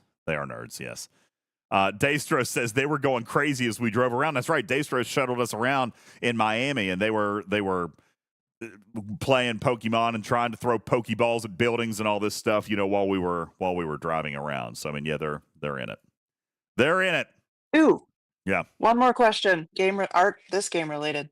Do you have any updates on if they're going to change the group of officers for the ahead of the curve stuff for next month? I am not aware that is changing for this coming month, but there are some changes that we've been promised to certain things that will be coming in this month. So I'm not going to speak any more on that, but they have not forgotten all of their housekeeping. And we do have an update that we've been asking for that will launch in March. Okay. So save my tokens or don't save my tokens? Does it matter? No, I literally just finished the SMS. Seconds ago. To be honest with you, my personal feeling on that would not change. Okay. Because you have a 28-day cooldown, Tarby. So No. if you yes. It doesn't. No, it hasn't had a 28-day cooldown on it ever after that first month. Wait, seriously? Ooh. Are you Oops. serious? I have not had a Chief 28-day Boo, cooldown on Chief it. Boo and Voltron says yes. Valiant says, oh, there's a cooldown. Chief Boo says, I'm at 26 days, 10 hours right now. I completed this as soon as I could the last couple of months, and it's definitely less than 28 days ago that I completed it. And I didn't have a cooldown. Very interesting. It does have a cooldown, but it resets at the start of each new curve. So it's not 28 days. So So I'd have to pull it, but then if you pull it now, I guess it doesn't matter. Well, yeah, no, it would. It would, because there's a 28-day cooldown. So even if you pulled it on day 1 of the new cycle, you won't be able to pull it more than once per cycle. So yeah, I would go ahead and pull it. Yeah. Okay. Because if you wait, Am I going to want to kick you in like a week? If you wait and pull it at the beginning of the next cycle, then you won't be able to pull those coins for that cycle, and you've essentially just missed out on a pull. I'd say pull it. All right. You're going to miss out on 100 shards or 120 shards if you do it that way. I actually got Archer. See? Aren't you glad? Wahoo. Yeah, you'll forever be a month behind. Polish Princess, kick him anyway. I mean, you could do that. I already was planning on throwing you off the ship, so like that's. What happened to Griffin? Is he muted? What happened to Griffin? Now he's gone. What did you do? I didn't do anything. Oh no, you've been messing around. Uh-huh. You've been No, messing I just realized I've been talking to you for hours and you couldn't hear me because I shared my screen and it didn't work right. Oh, I didn't know you shared your screen. Sorry. So I have a lot to catch up on really quick. Before there was Pokemon Go that you losers are all playing, it was called Ingress. And Ingress is such a better game. It's a worldwide game that's just like Pokemon Go, but it's in our real world. And there's a green team and there's a blue team, and you're taking over these pylons, and you want to make the triangles, and it's fantastic. And you shake your head like you don't think you would love Ingress. You would love Ingress way more than stupid Pokemon Go. Let me tell you that right now. That's number one. What? Oh, now you think that you're asleep? I don't think so. I'll show you Ingress tomorrow or Saturday. Care. You're gonna love it. I don't care. I don't play Pokemon Go either. I'm saying everyone because that game is terrible. But if you were to play Ingress, you would fall madly in love with Ingress. That was very addictive. Sunday says, "Will I be back for Arc launch, or am I doing it from the ship?" There is no Arc launch next week. There is no Arc launch next week.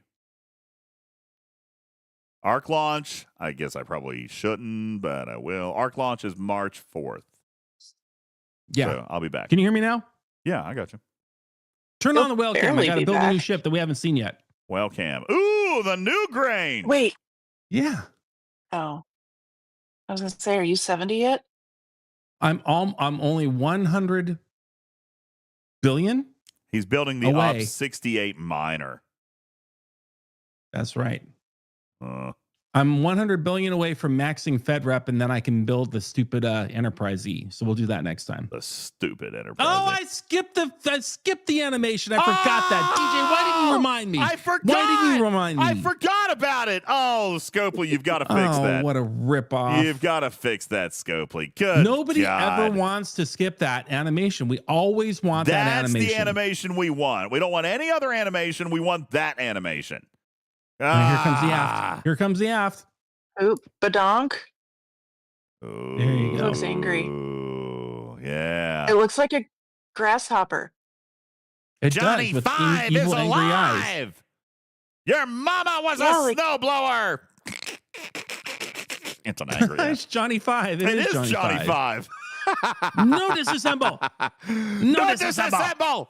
All right. That's there you good. go. There's your new grave. I hope you enjoyed it. There you go. Thank you. Appreciate that very much. All right. Are we done with questions? Any other questions? I think we've got everything now. I think I got everything. Oh, no. You were going to tell us if you aren't you upgrading DeMarco, unlocking her? Or is that not right now? Oh, did you want me to do that now? Yeah. Yes. So you can quit complaining about not having DeMarco. Okay. So what I needed to do Ooh, while you're looking for that, Destros wants to know if there's more stuff coming to the independent archives. We don't know. Mm, And if we did, I we got couldn't you. tell you. Yeah, that answer. Okay. They said that there is. So yes. They said eventually, so They did say Yeah. that. Yeah. cool. Okay. Yep. How's DeMarco? Haven't got her yet. I'm buying a pack. Well, You probably what? could have gone into your DTI faction and popped a couple of those. Where's the cha-ching here, dude? Already did them. Already did it. You're right. Oh, come on. Oh, there we go. All right, excuse me. Stand by just one moment. I've got to do this little thing here. Okay. What are you doing? DJz takes selfie while buying pack. No. Look at me. I spent $20. That's not what I was doing. I'm back in the game. Hold on. Okay, listen. I don't need you guys being silly. Exola has added Apple Pay to their checkout. Well, if I use my Apple card, I get 3%. So it's like my better cash back thing. So So yeah, now that they've added Apple Pay to Exola, I can come back and use my Apple Wallet and use my Apple card, and it's a 3% cash back. Master Viper says he can't claim to be free to play anymore. I know. But I do have this new free bonus battle pass now, so I'm going to restart. Right? Don't I have to restart it now?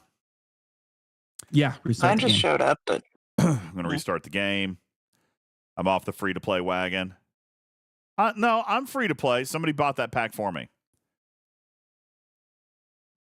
It was my mom. My mom bought that pack for me. So I'm Joe Mama? I'm still free to play. or was it Captain Bull's mom? No, that one. Why am I not using my coins that are going away? Damn it, Shorts. That would have been actually super intelligent. Thanks for the reminder. I didn't think about it. I should have used my coins. Actually, I couldn't. I couldn't right now because I left my Android inside. So it wouldn't have worked. I would have had to walk Bull's in. mom doesn't buy anything in a game for Ultimate DJs anymore, Tarpy. Anymore? Oh. No, anymore? Yeah, because she wasn't impressed with the last ship you brought over, your Enterprise D. She sent it back. Game Junior says, can you be considered free to play if you max a credit card you don't intend to pay? I mean, yeah, that still would work. I like that thought process, to be honest with you. That's kind of brilliant. Okay? I mean, you're probably in good shape there. Look how many days of Battle Pass I've missed, guys. I haven't even finished my first Battle Pass. Whoops. Shame on you. I am so far behind. So far behind. All right. Anyway, let me open up my Valentine's Day Battle Pass where all 20 milestones are open, and that should be enough syndicate to finish Gwen DeMarco. Hopefully. There is another 70,000 syndicate, so let's see. It looks like You didn't get Suitor I'm either. just shy. Go to I'm DTI. just shy. DTI that. DTI it. I already DTI it. already. Wait a second. I had 1.5 million points already. It didn't count my syndicate. No, it didn't count my syndicate, bro. Yes. No, wrong. No, it did because I did all my pulls earlier. I did my DTI pulls already. I watched it flash on your screen, man, up at the top. You did get credit for them. No, it did not.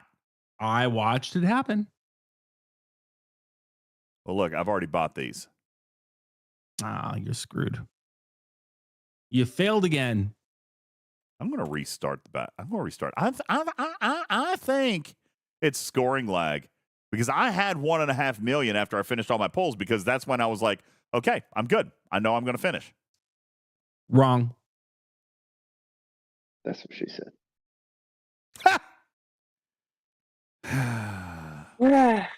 Rockstar says there is some delaying on events and dailies for me. Yeah. Well, let's see what happens. I mean, Well, still no shouldn't winner. 70,000 have given me like 350,000 points? Well, 7 times 5 is 35. So yes. Well, I'll get it tomorrow. Sucks to be you. I will finish it tomorrow. So there you go. Well, I thought I could have had DeMarco tonight. Alas. What are you going to do? Ho! Rockstar says, worst case, spend Amazon coins. No worries. Yeah, and I can still be free to play. That's such girl math. Are you kidding? You bought them a year ago, so they don't count anymore? Yeah, I bought them a year ago. Okay. Anyway. All right. Anything else? Anything else? No, man. Don't forget to pack everything important. I made a list. You don't need key lights, right? You've got your own key lights, so you just need the Facecam Pro. I need a Rodecaster, Stream Deck, microphones, headphones. Oh, by the way, I only have 2 pair of headphones. I need you to bring one. Do you have a second pair by chance? I don't think I do anymore. No, we're screwed on that. Yeah, we are screwed on that because Amazon screwed me. I ordered 2 extra pairs, and they were supposed to be here by the 21st, and then I got a delayed shipping notification today. So I just canceled it. They do that now. That used to be that would never happen. Now they tell you, oh yeah, it'll be here tomorrow, and you click on it, and the second you click on that effing thing, it's like, oh no, it'll be here in 5 days. Yeah, it's like, are you kidding me? You can't just immediately change. Yeah, what you showed me the arrival date was. Oh, but I they will think get a that credit. They can. Yeah, no, I canceled the order. I'm not gonna keep it. I told him that it was gonna arrive Amazon's too late. Too big for hitch britches now. This Bezos. Yeah, forget it. I canceled the order. I said it's going to arrive too late. I need it now. I need it now. Yeah, I want it. Somebody it now. has made a terrible decision about delaying shipping and just not being transparent, and I can't stand it. Yeah. So I only have 2 pair of headphones that I can take. I do have the GoPros. They're already packed. You have the power cables for all these things. Yes, I brought power cables for everything. I actually...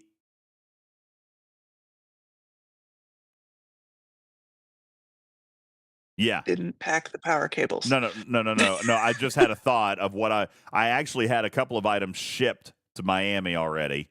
So I've got a couple of things that I actually ordered and I shipped to the hotel. And I was trying to think what was in that. But yeah, nothing I need to talk about. But yeah, I've got some stuff that's going straight to Miami. Oh, I was going to take the possum jokes. We'll take possum jokes. That should be fun. Hey, did we have enough fun last year with Geek Battle that you would want me to bring that again? You remember Geek Battle?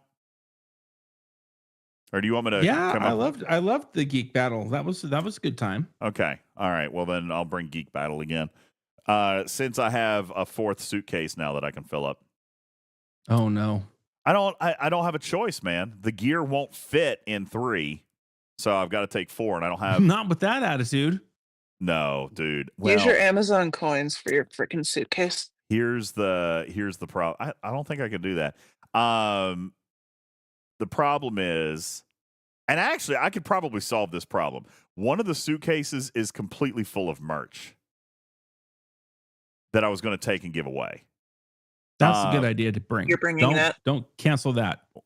Yeah. We need that. It's very full. But I mean, I could save myself $150 by not bringing that case.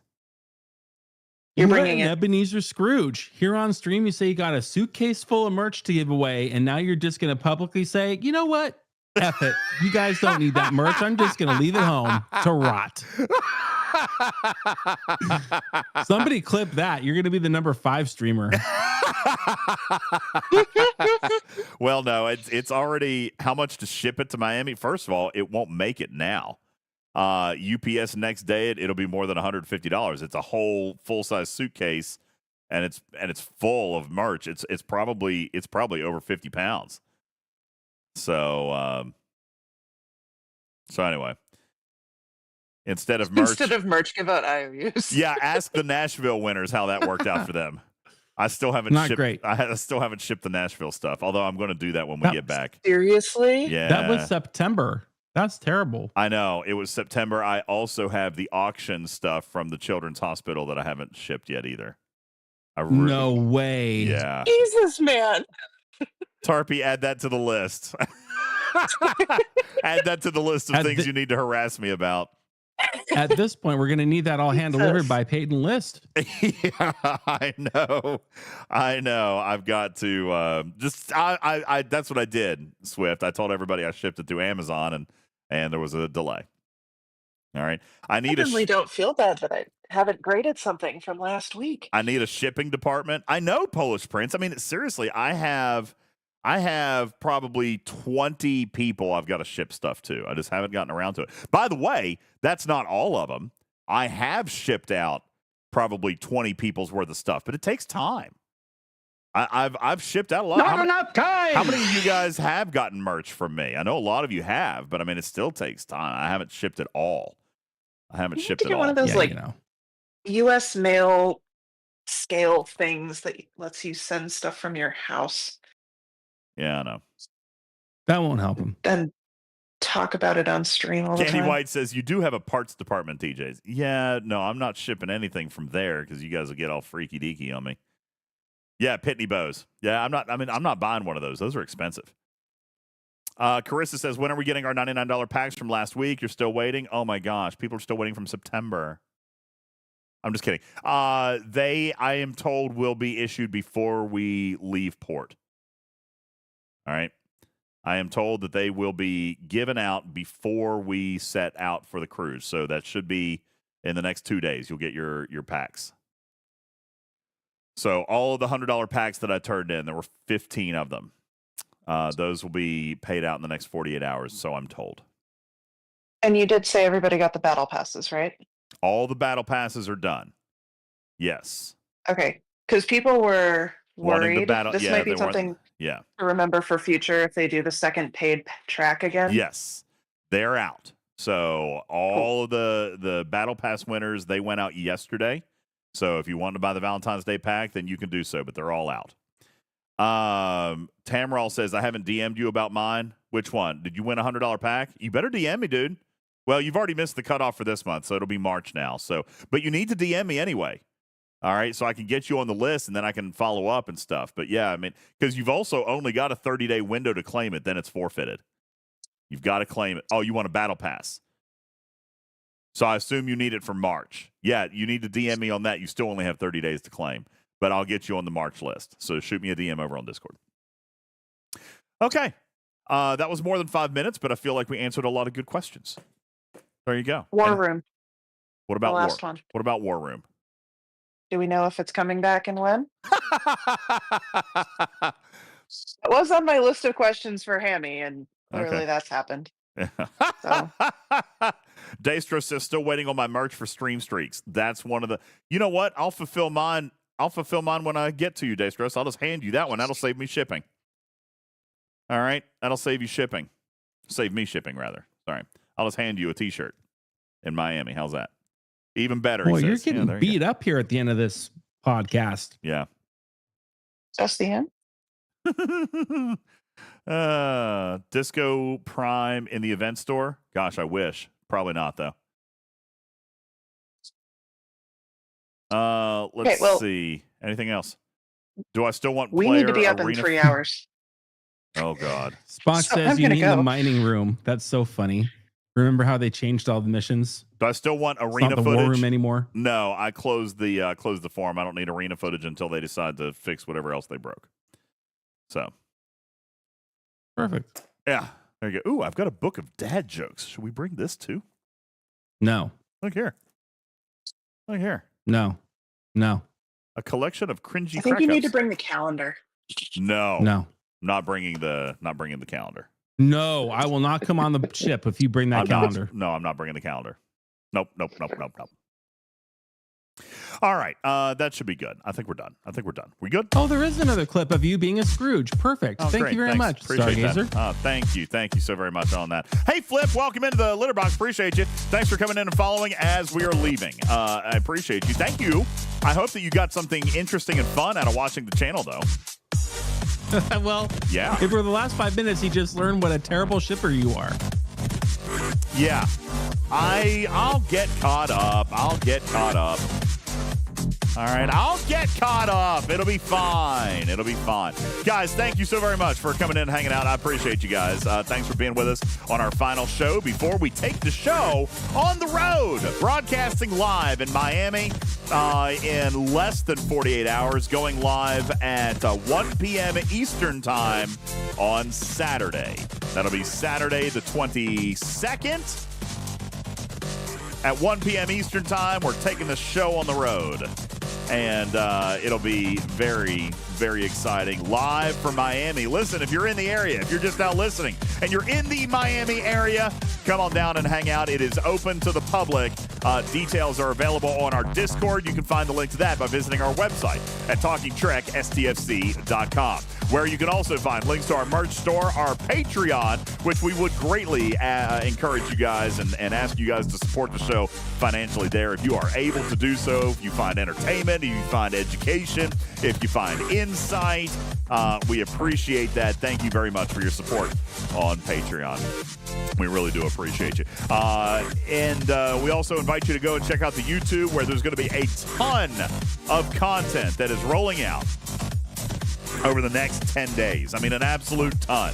Lots of shorts, lots of B-roll, some fun actor interactions, and a lot of stuff that's going to be made available coming up this week on the Teaching Trek YouTube channel.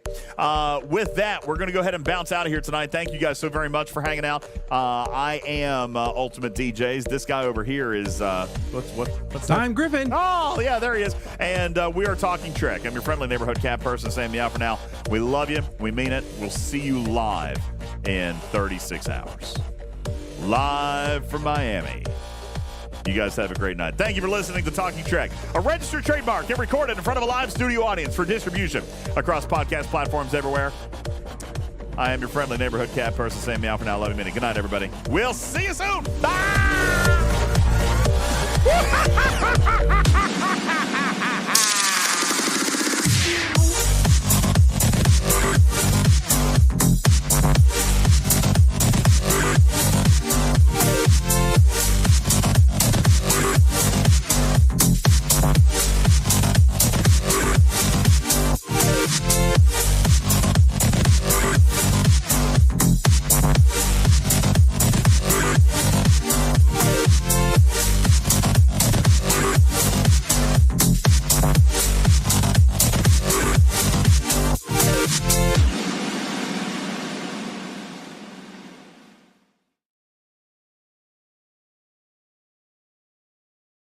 All right.